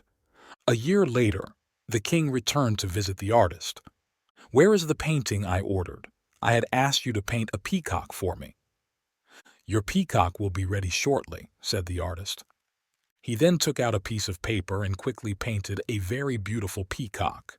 The king was very pleased, but was surprised by the price. It only took a short time and not much effort to paint this picture. The work seems so light and easy. Why is the price so high? The king asked. The artist then took the king on a tour around his house, showing him room after room filled with piles of peacock paintings. The artist explained, "This price is entirely reasonable. You see, even though it now only takes a little effort, I have spent countless hours and a whole year preparing to paint this peacock for you." 114. The Monkey. An elderly sage with an air of mystery wandered into a small village at the foot of the Himalayas, declaring to all the villagers that he knew a magical spell to turn stones into gold. However, he emphasized that nothing in this world comes for free. He stated that anyone who wished to learn this spell must first offer the most valuable item in their home as tuition. The villagers, who had always been poor and dreamed of wealth, gathered to discuss the matter. They concluded that sacrificing a bit in the form of tuition was a small price to pay for such powerful knowledge. So they pooled their resources to pay the old man, eagerly gathering around him to learn the miraculous spell. With a dramatic gulp, the old man muttered an elaborate incantation and transformed a stone in a wooden barrel into a shimmering piece of gold. "Teach us now," they all demanded. The old man did not hesitate to share the spell with them, patiently teaching until even the simplest villager could recite it by heart. Pleased, he revealed that they could start using the spell at dawn the next day. He assured everyone they could turn worthless stones into glittering gold, with one crucial condition. While casting the spell, they must not think of the Himalayan monkey. "Absolutely not," the villagers repeated in confusion. What did gold have to do with Himalayan monkeys? They thought the old man's warning was pointless. Why would they even think about the monkey? Yet, as centuries passed, it's said that if you visit this village today, you'll find many people placing stones in wooden barrels, muttering the spell and striving not to think of the Himalayan monkey. They never managed to produce gold, but no one blamed the old man for deceiving them. Each person admitted that the more they tried not to think of the monkey, the more it consumed their thoughts. 115. Secrets to a Long Life. At the foot of Mount Tai, there lies a rock known as the Three Laughs Stone. Legend has it that 3 centenarians used to exercise there regularly, engage in deep conversations about the past and present, and always seemed to be in high spirits. One day, they shared their secrets to longevity. The first elder said, "Drink a glass of wine before meals." The second elder said, "Take a walk after meals." The third elder humorously added, "An annoying wife." Their laughter led to the naming of the Three Laughs Stone. Their secrets to a long life might seem simplistic and somewhat perplexing. However, there's wisdom in their words. Drinking a moderate amount of wine before meals can potentially extend one's life. Taking a walk after eating can do the same. And the comment about an annoying wife was a humorous way to suggest that sexual desires tend to decrease with age, advising against overindulgence. Their wise words encourage us to maintain balance in all life's activities, emphasizing moderation in everything. 116. The Friendship of Guanzhong and Bao Shuya. Guanzhong was a renowned general during the spring and autumn period, serving under Duke Huan of Qi and playing a crucial role in Qi's rise to prominence. Bao Shuya, also known as Bao Shu, was celebrated for his intelligence. These two were very close friends. Initially, Guanzhong served the son of Duke Xiang, Prince Ju, while Bao Shuya served Prince Ju's brother, Prince Xiaobai. After Duke Xiang's death, the ministers decided to bring Prince Ju back to ascend the throne. Fearing Prince Xiaobai might return first, Guanzhong pursued him and shot an arrow, which Prince Xiaobai pretended to be hit by, deceiving Guanzhong. Afterward, Prince Xiaobai and Bao Shuya hurried back to Qi, where Prince Xiaobai became Duke Huan of Qi. Once Duke Huan was in power, he wanted Bao Shuya to become his prime minister. However, Bao Shuya recommended Guanzhong, who was then imprisoned. Duke Huan agreed and appointed Guanzhong as prime minister.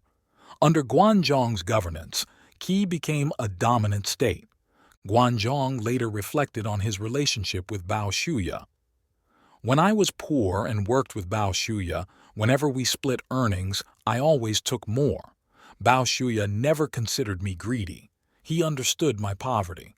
I devised strategies for Bao Shuya, sometimes causing him trouble, yet he never saw me as foolish, knowing fortune is unpredictable. I was imprisoned 3 times by the king, but Bao Shuya didn't see me as dishonorable, acknowledging I hadn't found the right opportunity. I lost every battle I fought, but Bao Shuya didn't deem me cowardly, aware I had an elderly mother to care for. Even when Prince Ju failed and I was imprisoned, Bao Shuya didn't think me shameless, knowing I wasn't concerned with petty matters or tarnished reputation. My parents gave me life, but Bao Shuya truly understood me. As Guanzhong neared death, Duke Huan asked if Bao Shuya could replace him. Guanzhong disagreed, stating Bao Shuya's excessive kindness would prevent him from dealing decisively with traitors, potentially endangering Duke Huan and himself. Learning of this, Bao Shuya wasn't upset. Instead, he was happy, recognizing only Guanzhong truly understood him. 117. Luck and Misfortune. Once upon a time, there was a young man who constantly prayed for the greatest happiness to be bestowed upon him. Day after day, he sincerely prayed to the heavens and worshipped Buddha. His earnestness eventually moved the heavens. One night, he heard a knock on his door, and upon opening it, he discovered an incredibly beautiful woman waiting outside. She spoke with a voice as melodious as a mountain oriole. "I am the goddess of happiness, the angel of fortune." The young man, overjoyed, quickly invited her inside, and the angel of fortune smiled and said, "Hold on a moment. I have a sister who is as close to me as my own shadow." She then introduced the sister standing behind her to the young man.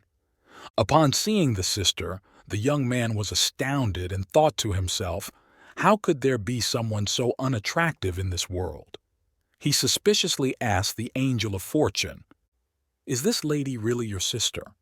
The angel seriously replied, "She is my sister, named the Angel of Darkness, the deity in charge of misfortune." Hearing this, the young man pleaded, "Can you ask the Angel of Darkness to wait outside and only you come in? Is that possible?"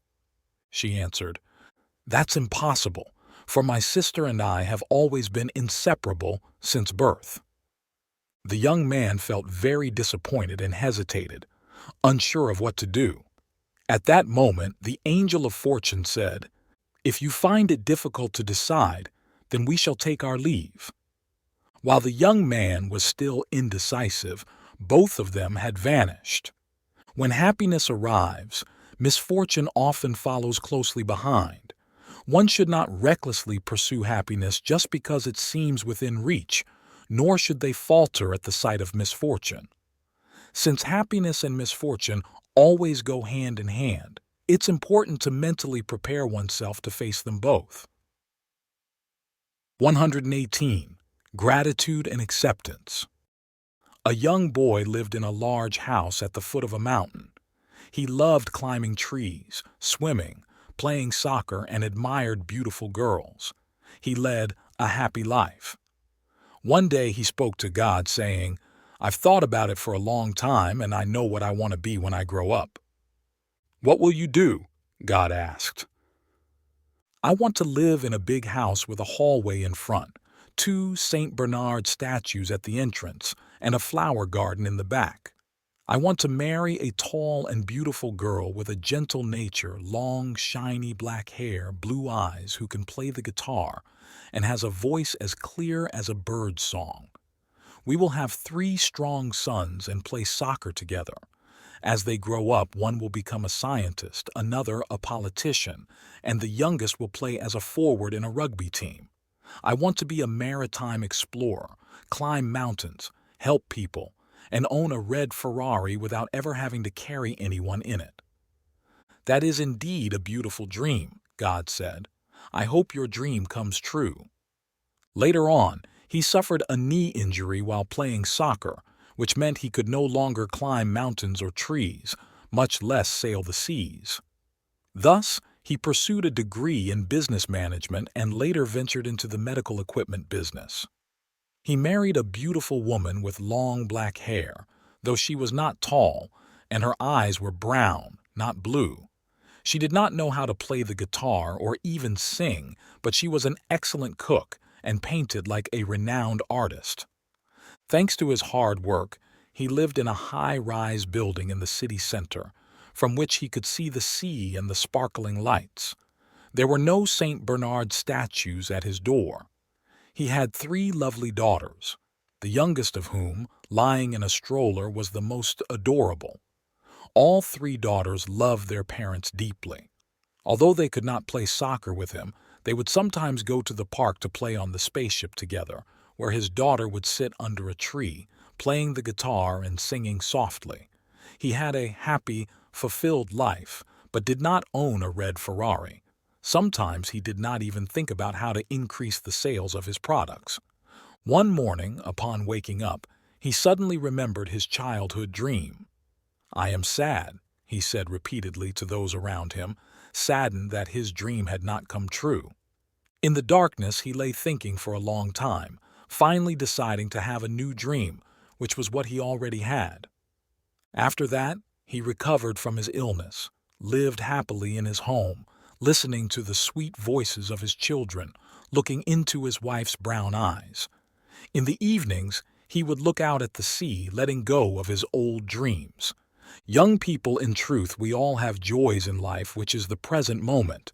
Optimistic people see this as a blessing from God, living with gratitude for the present, while pessimistic people lose the joy they hold in their hands. We all have the present, so what reason do we have not to enjoy the joy that comes with it? 119. Poverty is true wealth. In the collection Aesop's Fables, there's a story that goes like this. A city mouse and a country mouse were great friends.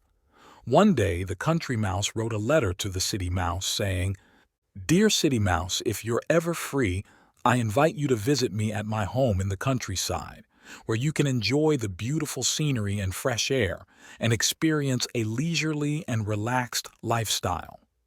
What do you think? Upon receiving the letter, the city mouse was delighted and immediately went to the countryside. The country mouse was overjoyed to see its good friend. It prepared a lavish meal, but fearing there wouldn't be enough food for both, the country mouse only ate a bit of grain. Meanwhile, the city mouse had a handful of beans, a piece of cheese, and a ripe red apple.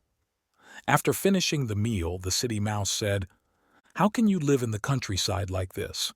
You see nothing but forests, rivers, fields, and mountains. Life is so boring when all you hear are the sounds of birds. Come to the city with me. You could live in beautiful houses and have delicious food every night. Just 1 week in the city, and you'll forget all about this countryside life." So, the 2 mice went to the city together. The country mouse was amazed by the grandeur and cleanliness of the city and felt envious. Thinking of its life in the countryside, running through fields from morning till night, eating only wheat and grains, searching for food in the cold snow of winter, and sweating all summer long compared to the city mouse, it felt unfortunate. When they arrived at the city mouse's house, it was already dark. "You must be hungry after our long journey," said the city mouse. "We'll have dinner right away." So, they went to a dining place, where the city mouse found lots of fruits and cakes. "Help yourself," it said. "There's enough for both of us to have a feast," rejoiced the city mouse. "You're really wealthy." But then a dog entered. The mice scurried off the table and disappeared into a hole in the floor. The country mouse was terribly frightened. "Don't be afraid," the city mouse reassured it. "That dog can't get in here." Later, they went into the kitchen and found a piece of apple pie on the shelf, enjoying it immensely. Suddenly, they saw a pair of gleaming eyes watching them. "Cat! Cat!" shouted the city mouse, and they both dashed into the hole in the wall. The country mouse, terrified and forgetting its hunger, later put on its hat and said to the city mouse, "I prefer the countryside life. It's true, the city has beautiful homes and delicious food, but it's so stressful every day. I'd rather go back to the countryside and eat barley, living happily. In the countryside, birds sing while I eat apples and corn. In the city, cats watch you eat cakes. I'd rather eat corn in peace than cake in fear." Living in luxury but always in fear is not as good as the simple, carefree days of a humble life. Everyone has their own interpretation of life. What matters is how you view it. Don't envy others. As long as you like it, you can enjoy your own life. 120. Repaying harm with kindness. Once a deer was wandering through the forest when it suddenly heard cries for help. Rushing towards the source of the noise, the deer found a wolf trapped under a fallen tree. The deer asked, "Hey wolf, are you all right? Stop asking and just use your antlers to lift this tree off me so I can get out," the wolf said. "I'm not sure if I can lift it," the deer replied. Nevertheless, the deer tried, and after exerting a great deal of effort managed to lift the tree enough for the wolf to escape. The first thing the wolf did was check for broken bones, and then, happily jumping around, said to the deer, "Deer, now I want to eat you." "What?" the deer exclaimed in shock, saying, "Don't you feel any shame? I just saved your life, and now you want to eat me." "True, you saved my life, and I'm thankful for that. But I'm hungry now, so I need to eat you." They argued for a while before deciding to ask a bear to settle their dispute. They recounted the entire story in detail to the bear. After thinking for a moment, the bear said to the deer, "You saved the wolf, and now the wolf wants to eat you, which is not right. However, from another perspective, the wolf has a point, being hungry and thus needing to eat you. Let's do this. Take me to where the tree fell, and show me how you saved the wolf. Then I can decide." Both the deer and the wolf agreed, and they all returned to the location of the fallen tree. The deer, once again, used all its strength to lift the tree, but this time placed it back on the wolf. Then the bear said, "Use your antlers to lift the tree and save the wolf again." The deer replied, "I've already lifted this tree twice today. I'm too tired now." The bear said, "If you don't have the strength to lift it, then don't. But how am I supposed to solve this situation?" "Deer, don't be upset. It's not that I don't support you, but I'm out of options." After saying this, the bear walked away. Truly out of options. After saying this, the deer also left, leaving the wolf trapped under the tree until it died.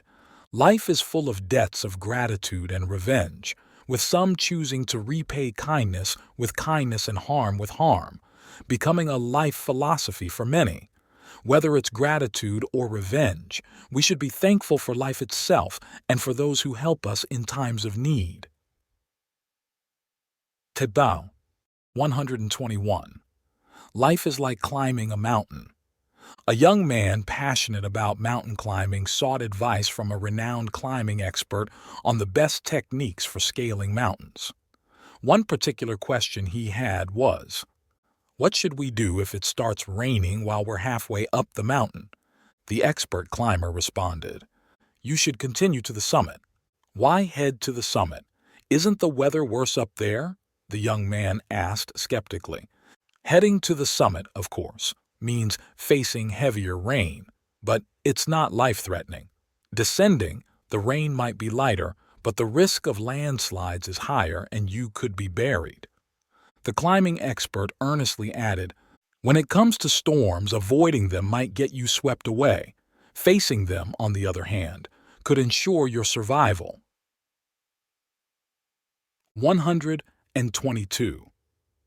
The road ahead. The night was pitch black.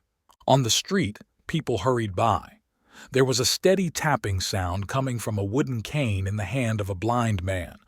Passers-by warned, "You're headed towards a dead end."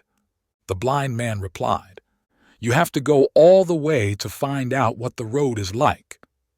Undeterred, the blind man kept moving forward.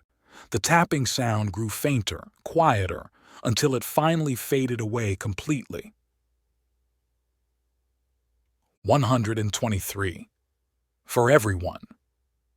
A young girl was taken to a rose garden for a stroll by her father. Taking a deep breath, she said, "Dad, can you smell that? These roses smell so wonderful." Before her father could reply, they heard the voice of an elderly lady from the balcony saying, "If you two like them, feel free to pick a few." The father and daughter picked the most beautiful roses, thanked the elderly lady, and complimented her on the beauty of the flowers she had grown. The lady responded, "I grow these flowers so everyone can enjoy them, as I am an old woman who cannot see them myself." 124. Suspecting the wrong thief. A person lost their axe and started suspecting the neighbor's son of stealing it. Consequently, he kept a watchful eye on the young man, observing his movements on the street that seemed suspiciously like those of someone who had stolen his axe, thinking to himself, "Walking without making a sound, he must be quite skilled." Then, one day, he heard the young man talking to someone else and thought, "His voice is barely audible, as if he's afraid of being overheard. How cunning!" He convinced himself that the young man's walk and the sound of his voice, indeed his entire demeanor from head to toe, every move he made, was exactly like that of a thief. Later, he found the axe he had lost. It turned out that he had dropped it into a ravine while chopping wood on the mountain. The next day, when he saw the neighbor's son again, he felt that his walk was just like any other person's. His speech was normal, not at all like that of a thief. 125. Master Fisherman. In the land of So, there lived a master fisherman named Ha, whose fishing technique was unlike any other. He used a silk thread as his fishing line, a reshaped wild grass blade for a hook, and a bamboo stick as his rod. For bait, he merely attached half a grain of rice to the hook. In just a moment, Ha could fill a cart full of fish. Remarkably, no matter how many fish he caught, his fishing gear remained undamaged. The line never broke, the hook never straightened, and the rod never bent. King So, intrigued by Ha's exceptional fishing skills, invited him to the palace to learn his secrets. Ha shared that his father once told him about a master archer named Boatman, who could effortlessly shoot arrows, hitting 2 golden birds in flight with a single arrow. His father explained that the archer's focus and even distribution of strength were key. Inspired by this, Ha applied these principles to fishing. After 5 years of dedicated practice, he mastered the technique. Whenever he went fishing, he focused solely on the task, maintaining a calm and undisturbed state of mind, and casting his line with just the right amount of force, causing no disturbance to the surrounding environment. This way, fish would mistake his bait for mere debris or foam and approach without hesitation. Ha's approach was to use softness to overcome strength and treat the light as though it were heavy. Both the stories of Boatman and Ha convey a universal truth. Whatever task one undertakes, it should be done with full commitment and concentration, not half-heartedly. One must use their heart to discern and apply natural laws to master their craft. Only through such dedication can one achieve remarkable results and success in their endeavors. 126. Bird keeping. In the kingdom of Lu, there existed a unique seabird, the likes of which no one had ever seen before, leading many to believe it was a divine creature. The king ordered his men to capture this bird and bring it back to the palace, where it was treated as an honored guest. However, the bird seemed distressed and unhappy. The king, deeply concerned, pondered, "How can we cheer up this little bird?" Suddenly, he had an idea. He decided to invite a group of musicians to play music for the bird and instructed his chefs to prepare a variety of delicious dishes for it. Unfortunately, these well-intentioned gestures only frightened the bird further. It refused to eat or drink, becoming increasingly anxious and flapping its wings in distress. After 2 days of this treatment, the bird was so terrified it nearly died. 127. The Scholar and the Robbers. Once, a learned scholar named Moku was traveling when he encountered a group of robbers. "Stop! Do you want to give us your money or your life?" the robbers demanded, brandishing their weapons to block his path. Moku, with a smile, stepped down from his carriage, handed over all his money and the carriage itself to the robbers, and cheerfully continued on his journey as if nothing had happened. This behavior puzzled the robbers, as most victims would either resist or beg for mercy. Never before had they met someone like Moku, who simply gave away his belongings without a hint of regret. Intrigued, they followed him to ask, "We took all your possessions. Why don't you seem to care?" With a calm demeanor, Moku replied, "A gentleman should not harm himself over material possessions." After he left, one robber remarked, "He truly is a wise man." Another added, "This man is deeply learned. If he were to meet the king of Zhao, he would surely be taken into high regard. If he mentions our encounter to the king, we will be hunted down and killed. We should eliminate him now to prevent future trouble." Agreeing on this, they pursued Moku and killed him. Hearing of this incident, a man from the state of Yan warned his family, "Do not follow Moku's example when facing robbers." Not long after, his brother, remembering this advice, found himself confronted by robbers at the Hamcock Pass. Remembering his brother's warning, he fought back to retain his possessions. However, the robbers were numerous, and he eventually had to follow them, attempting to negotiate the return of his belongings. The robbers, annoyed by his persistence and fearing their exposure, decided to kill him to avoid further trouble, along with anyone accompanying him. 128. The Shadow. There was a person who found their shadow to be quite a nuisance and wanted to get rid of it, but no matter what, they couldn't make the shadow leave their side. Whether they tried hitting it with a stick or jumping into water, the shadow remained, faithfully following them everywhere. A scholar happened to see this person looking downhearted and approached to ask, "What's got you so worried? There's nothing in this world that can't be solved.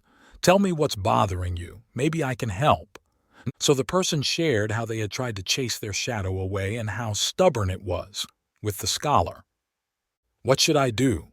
the disheartened person asked. "Oh," the scholar said slowly, "if you no longer want your shadow, all you need to do is stand under that tree over there." 129. The Effort. A couple attended a famous play at the theater which revolved around the period of Jesus Christ's Passion. After the play concluded, they went backstage to meet the actor who played Jesus. During their conversation with the main character, they noticed a large wooden cross in a corner of the room, the same prop used for the crucifixion scene. The husband said to his wife, "Take a picture of me carrying the cross." He then walked over to the cross, lifted it up, and was incredibly surprised by its weight, far beyond what he had imagined. Carrying it required all his strength just to move a few steps. After a while, exhausted, he put the cross down and caught his breath. He turned and asked the actor, "I thought it would be hollow inside, lightweight. Why did you make the cross so heavy?" The actor replied, "Sir, if the weight of the cross was too light, I couldn't have performed my role convincingly." 130. The Owl's Call. When Hu Tzu was the national general of the Liang state, Trang Tzu wanted to visit him. Someone told Hu Tzu, "Trang Tzu's visit isn't just a friendly one. He intends to replace you as the national general."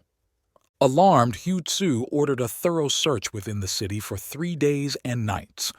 Hearing that Hu Tzu wanted to send him away, Trang Tzu became even more determined to visit his friend. Upon meeting, he said to Hu Tzu, "On my way here, I heard a quite amusing story. Would you like to hear it?" Hu Tzu asked, "What's the story?" Trang Tzu shared, "In the south, there's a bird called the Uyen So. Are you familiar with it? This bird cherishes peace. It flies from the southern sea to the northern sea, only perching on the parasol tree, eating only the purest fruits and drinking from the freshest springs. Meanwhile, an owl was picking at a dead rat and saw the Uyen So flying over. The owl looked up, let out an angry hoot, fearing the Uyen So was after its prey. Now, are you using the position of Liang's national general to scare me away?" 131. The Human Skull. On his visit to the state of So, Zhuangzi came across a human skull in the wild grass by the roadside, from which a whistling sound emerged as the wind passed through. Zhuangzi, striking it with a leather whip, inquired of it, "Did you engage in heinous deeds that led to this fate? Were you a victim of war, your body mutilated by an enemy? Did you commit acts so vile that they brought shame and despair upon your family, leading to this end? Were you overcome by hunger, cold, and deprivation? Or did you simply reach the end of your natural life and die of old age?" After speaking, Zhuangzi, feeling tired, laid down on the grass, using the skull as a pillow, and fell asleep. At midnight, the skull appeared in his dream. "I heard what you said during the day. You are indeed eloquent. You spoke of loss, humiliation, hunger, and aging, all afflictions of the living. Death frees one from these. Would you like to know the joy that comes after death?" Zhuangzi replied, "Yes, please share." The skull said, "In death there are no rulers to obey, no seasonal labors. You exist in a state of freedom, eternal as the earth and sky, a joy not even kings can compare with." Zhuangzi, skeptical, offered, "What if I called upon the deity of life and death to revive you? Return to your family, your spouse and children, your friends. Would you want that?" "No, no, no," the skull exclaimed in terror. "I cherish this freedom, this peace. I dread the toil and strife of the mortal world." 132. Cockfighting Training. There was a person exceptionally skilled at training fighting cocks. The king invited him to the palace to train his cocks. 10 days later, the king inquired, "Are the cocks well trained now?" The man replied, "Not yet. This cock only uses its crow to intimidate the other." After another 10 days, the king asked again, "Is that cock ready to fight now?" The man said, "Not yet. It gets too excited, and as soon as it hears another cock crow, it rushes to battle." A month went by, and the king inquired, "Is it ready now?" The man replied, "Still no. It just glares at the other." Then, after another 10 days, the king asked him, "Is the cock good now?" This time, it's ready. The cockfight trainer said, "Now, when it hears another cock, It remains unflinching like a wooden cock. It wins confidently, and the other cocks just run away at the sight of it, not daring to fight. 133. Talent and the lack thereof. Zhuangzi and his disciples were strolling on a mountain when they came across a large tree with dense branches and leaves. A woodcutter sat beneath it, choosing not to chop it down. Curious, Zhuangzi asked why. The woodcutter replied that the tree was useless. Zhuangzi turned to his disciples and said, "This tree has survived precisely because its wood is good for nothing. Its uselessness has spared it." Leaving the mountain, Zhuangzi visited a friend's house. The friend, delighted, ordered his servant to prepare a quail for their meal. The servant asked, "One quail sings and the other doesn't. Which should I prepare?" The friend replied, "Prepare the one that doesn't sing."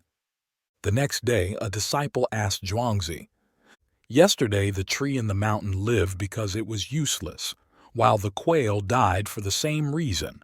How would you handle this, master?" Zhuangzi smiled and said, "Talent and the lack of it are the same. Both cannot avoid consequences. To live peacefully, one must navigate between being useful and useless." 134. Praying mantis captures cicada. Sparrow lies in wait. While walking through the garden, Zhuangzi spotted a bird flying in from the south. Its wings spanned 7 feet, and its eyes were as large as those of a dragon. It flew past Zhuangzi, brushing his forehead before perching on a tree within the garden. "What kind of bird is this?" Zhuangzi pondered. "Its wings are broad, yet it does not fly far. Its eyes are large, yet it seems not very agile." Zhuangzi quietly drew a slingshot from his back and stealthily made his way into the fruit garden, aiming to shoot the bird. Just then, he noticed a cicada singing merrily on a branch, a praying mantis readying itself to capture the cicada, and, unbeknownst to the mantis, the strange bird preparing to prey on the mantis from behind. All the while, the bird was unaware of Zhuangzi below, slingshot in hand.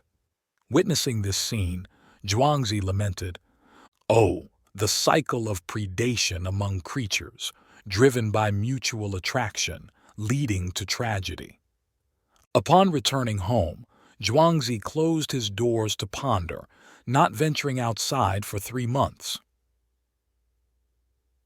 135. Scholars and their attire. Once the proud king of Lu said to Zhuangzi, "Our state of Lu is brimming with wise scholars." Zhuangzi replied, "True scholars are quite rare in Lu." "That's not true," the king objected. "Everywhere in Lu, you encounter people dressed as scholars. Why claim true scholars are rare?" Zhuangzi explained, "I've heard that a true scholar wears a rounded cap, symbolizing knowledge of astronomy, square shoes, indicating a deep understanding of geography, and carries a jade pendant with a flaw, showing wisdom and decisiveness. In reality, not all who don scholarly attire are wise, and not all wise men don the attire of scholars." Unconvinced, the king challenged Zhuangzi's assertion, to which Zhuangzi suggested, "If you doubt me, issue an edict. Anyone not a scholar yet wearing scholarly attire should be executed. See what happens then." The king immediately issued such an edict, and within less than 5 days, no one dared to dress as a scholar in Lu. A few days later, a person was found wearing scholarly attire in front of the palace. The king summoned him and discovered he was indeed knowledgeable in astronomy and geography, and had profound insights on national affairs. Zhuangzi told the king, "Such is the vastness of Lu, yet true scholars like this man are exceedingly rare. You could say they are few and far between." 136. A fable.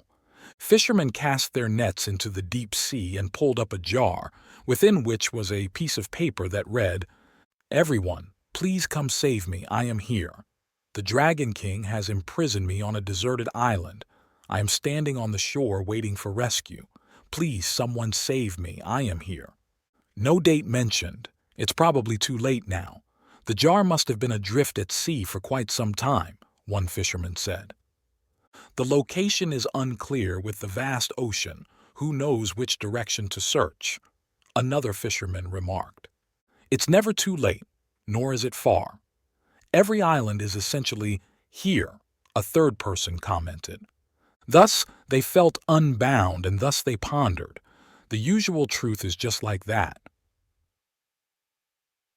137. The Eagle and the Chicken.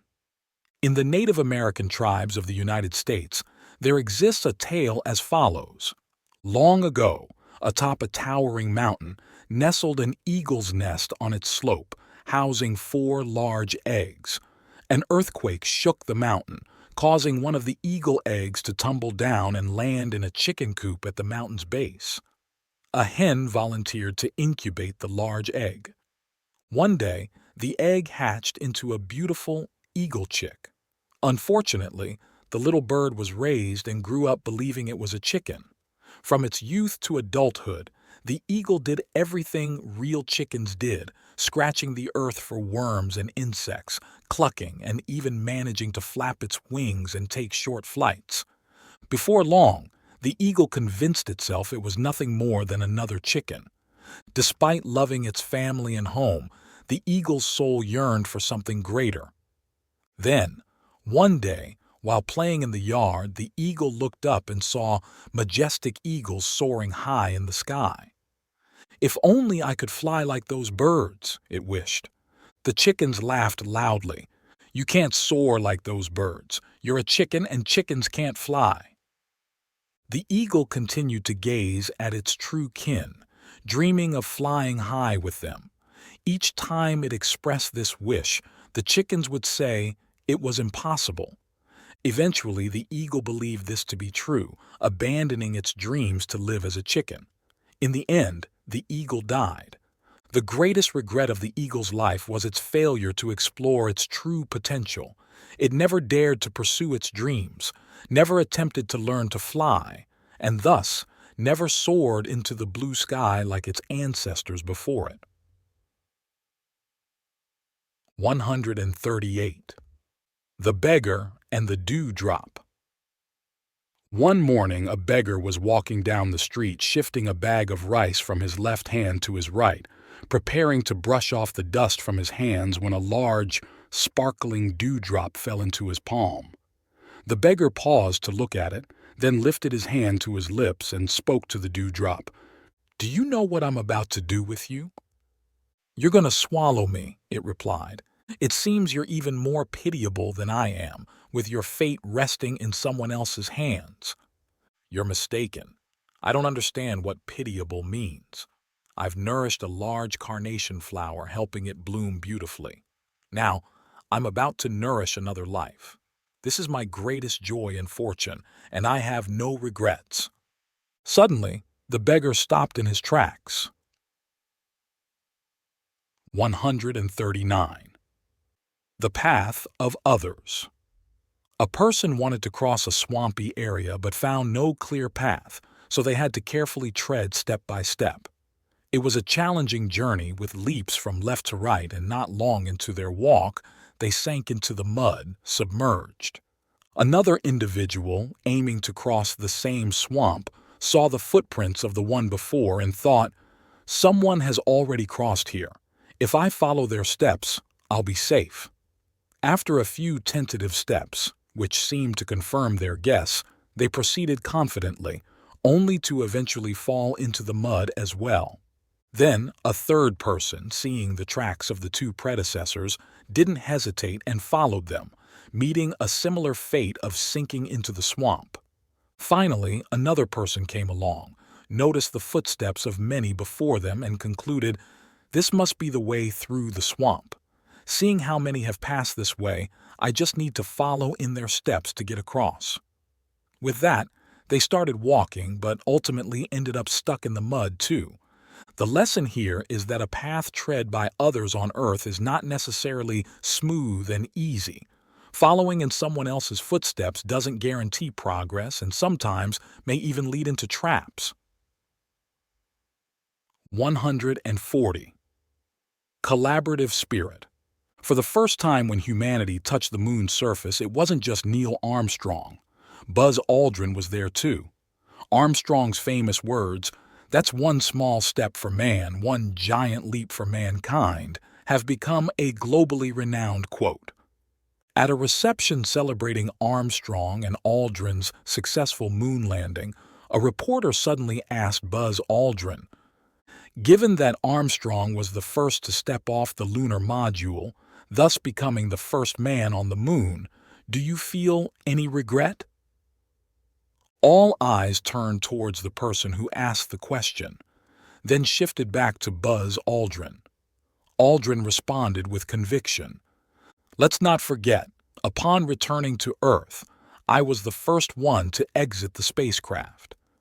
He glanced around, then added with a smile, "Therefore, I was the first person to arrive back on our planet from another celestial body."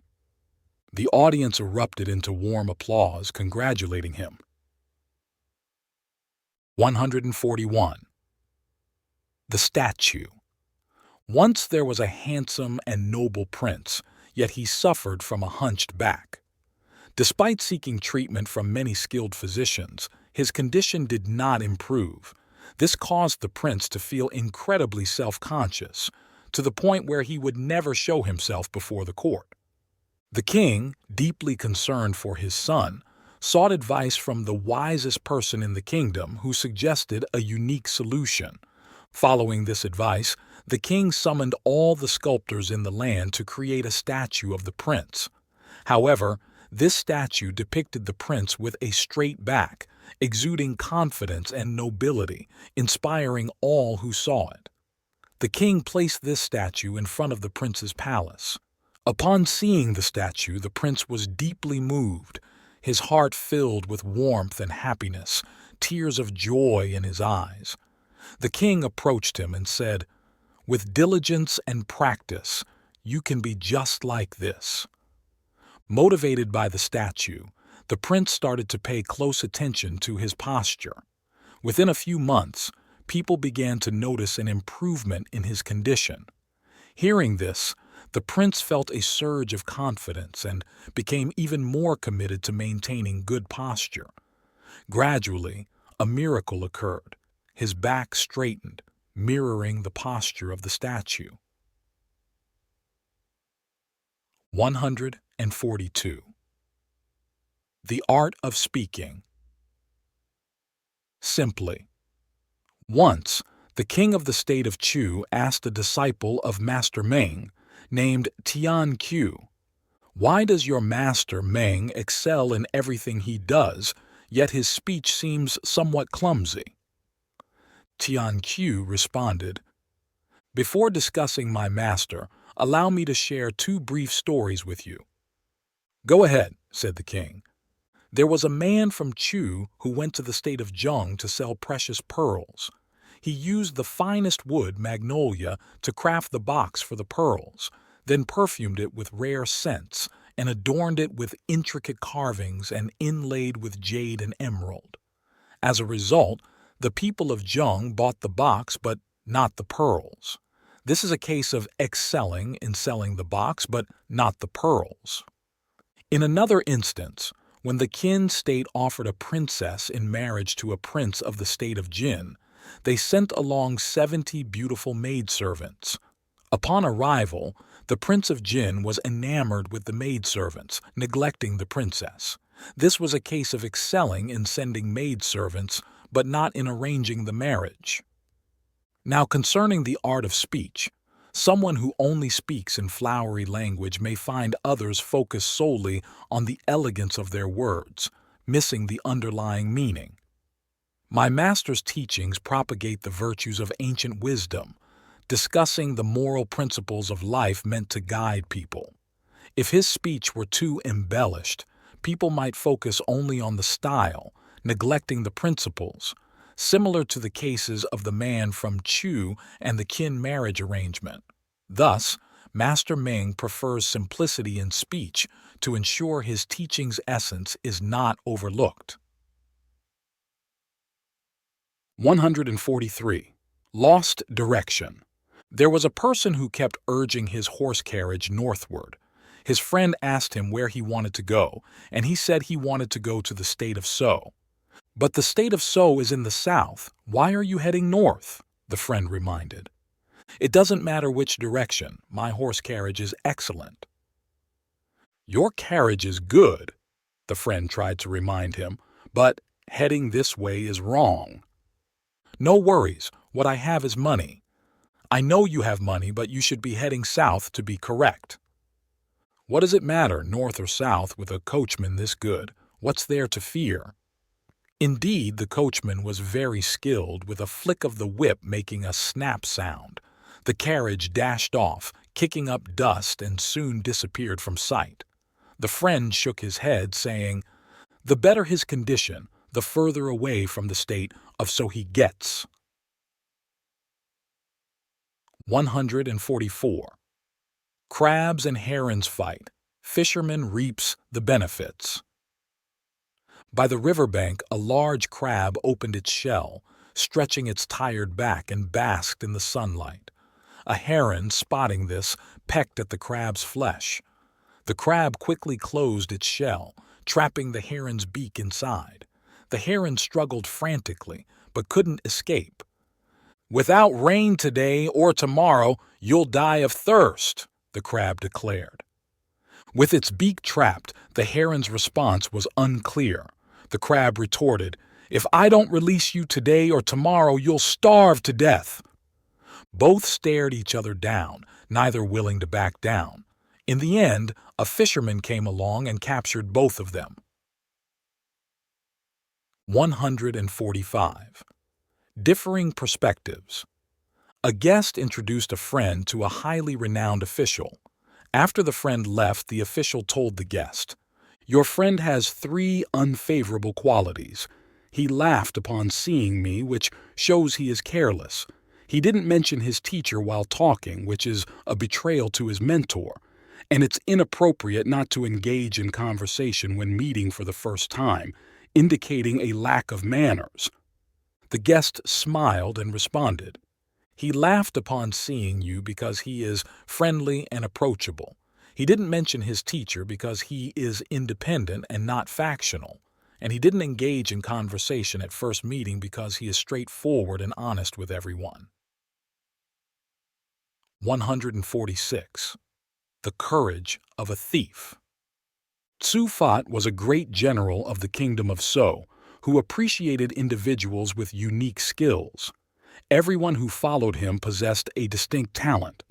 One day, a thief approached Tsu Fat, saying, "I've heard you value talent. I'm not skilled in ordinary tasks, but I excel at thieving. I wonder if you'd consider my skill valuable." After hearing this, Tsu Fat quickly paid his respects and said, "To have someone as skilled as you willing to join forces with me is truly an honor." The officials around him advised against it. "Showing courtesy to a thief like this doesn't seem right." Tsu Fat responded, "The principle here is something you don't understand." Later, when the kingdom of Qi launched an attack on So, Tsu Fat led his troops to defend their land, but they were defeated in 3 battles, with the Qi forces growing stronger with each encounter. The civil and military officials of So were at their wits' end, unable to devise a strategy.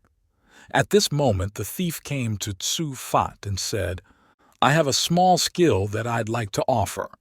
Tsu Fat responded, "Excellent." Without further ado, he sent the thief on his mission. That night, the thief sneaked into the camp of Qi's commanding general and stole his tent curtain. The next day, Tsu Fat sent someone to return the curtain along with a letter stating, "My soldiers found your curtain while gathering firewood. We are returning it to you." The following night, The thief stole the general's pillow, and 2 pots sent it back. On the third night, the thief stole the general's hairpin, and again 2 pot arranged for its return. The key army, hearing of these incidents, became terrified, with their generals saying, "If we don't withdraw now, the So army might take our heads next." Thus, they ordered a retreat back to Key. 147. The magical saltfish. Once, a hunter caught a deer and tied it to a tree, continuing his hunt. Right at that moment, a merchant passed by, desiring the deer but hesitant to take what wasn't his. So, he hung a salted fish on the tree as a trade for the deer. Upon returning, the hunter was astonished to find his deer transformed into a salted fish. Believing it to be a magical occurrence in the desolate area, he deemed the saltfish to be enchanted. Word spread quickly, drawing crowds to admire the magical saltfish and offer prayers for various wishes: health recovery, career success, food for the poor, and wealth increase. Many believed their prayers were answered due to their sincere intentions, proclaiming the fish's miraculous powers. A grand shrine was built in its honor, where dozens of priests chanted and performed rituals daily, attracting visitors from afar. Years later, the merchant revisited and was amused to learn the fish's divine status. He revealed the truth behind the fish's origin, debunking its magical tale. After removing the fish, the shrine eventually lost its visitors and fell into ruin. 148. Illusory fears. In a certain district, there was a junior official who went to pay his respects to the district magistrate, who in turn offered him a glass of wine. As the junior official was about to drink, he noticed a small pink snake swimming in the glass. However, since it was a gift from a superior, he felt compelled to drink it, closing his eyes as he did so. After returning home, he suffered from severe abdominal pain and was unable to eat. Eventually, he became seriously ill and his condition worsened over time. Despite the efforts of many skilled doctors and various treatments, his illness could not be cured. Later, the district magistrate visited the junior official's home and, upon seeing his severe illness, inquired about what had happened. The junior official replied that he had swallowed a small pink snake that was in the wine the magistrate had given him. The magistrate was initially skeptical, but the junior official insisted on his story. Upon returning to his office, the magistrate pondered the incident and, looking up, noticed a red bow hanging on the north wall. He suddenly realized the cause of the misunderstanding. He then summoned the ill junior official to his office and showed him the wine again, this time revealing a red snake appearing in the glass. The magistrate explained that it was actually the reflection of the red bow on the wall. Realizing he hadn't actually swallowed a snake, the junior official felt relieved and recovered from his illness a few days later. 149. The most important thing. A king wished for his people to always live in peace, believing that if 3 key tasks were properly managed, the nation would thrive. First, to predict the most crucial time. Second, to identify the most important person. And third, to carry out the best action.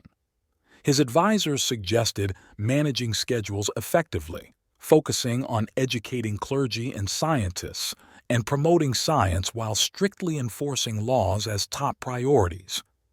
The king sought advice from a hermit who did not respond directly. While helping the hermit with his labor, they encountered a wounded man at dusk. The king assisted in treating the man's injuries before returning to the palace. The next day, the healed man, previously the king's enemy, thanked him and expressed a desire to become friends, having abandoned his plans for revenge due to the king's kindness. Inquiring again about his 3 questions, the hermit explained that the king's actions had already answered them. The most critical time is now, the most important person is the one you are with, and the most crucial task is to love.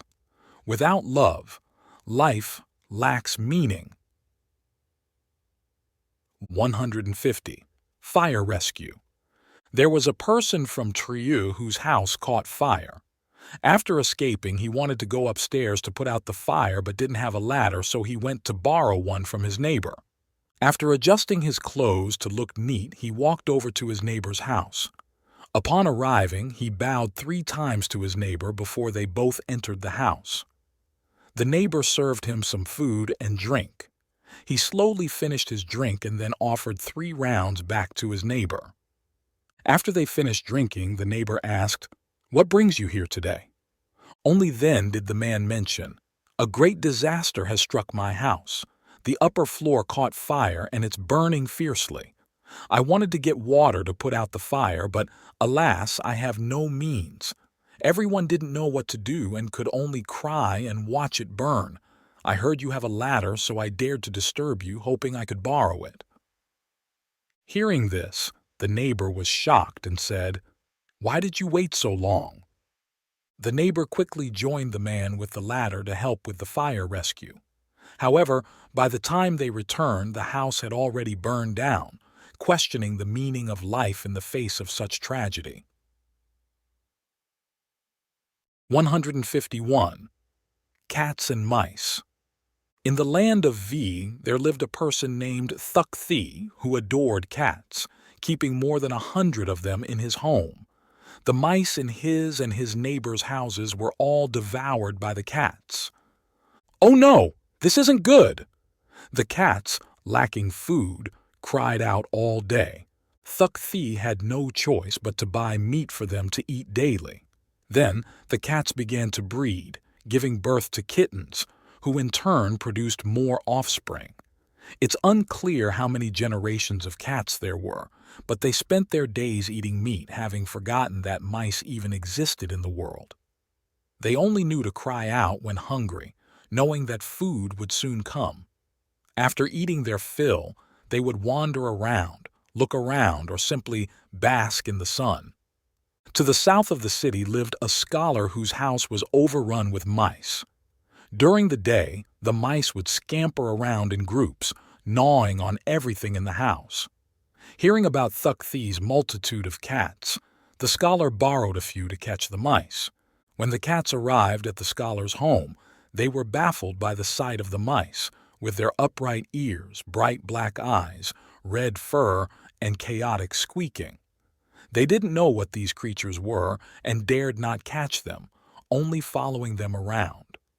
The scholar, frustrated, threw the cats into the midst of the mice. Terrified, the cats ran around in panic. Seeing that the cats meant no harm, the mice swarmed them, biting their legs. In pain, the cats cried out and fled. 152. The Last Supper. It's said that when Leonardo da Vinci was painting the famous The Last Supper, he once saw a young man deeply engrossed in reading poetry at the Milan Cathedral. This young man had bright eyes and a gentle, kind face, prompting da Vinci to ask him to model for the figure of Jesus Christ. Years later, the masterpiece was still incomplete. One day, as he was walking through a poor neighborhood small tavern, da Vinci encountered a man with sly, cunning eyes and a greedy face, reeking of alcohol. He had finally found the perfect representation for Judas, the betrayer who sold out the Lord. Leonardo da Vinci offered him a small sum to come to his studio for the painting. As the man posed, da Vinci suddenly asked, "Have we met before?" After a moment of reflection, the man replied, "Yes, several years ago I was the model for Jesus in your painting." 153. Be wary of trusting too easily. Once upon a time there was a nomad who would lead his flock of goats to the grasslands every day, happily watching them graze. One evening, a thief sneaked in with the intent to steal some goats. However, upon noticing the nomad's vigilance and his inability to sleep, always on high alert to protect his flock, the thief felt disheartened and ended up spending the whole night just talking to him, without daring to steal anything.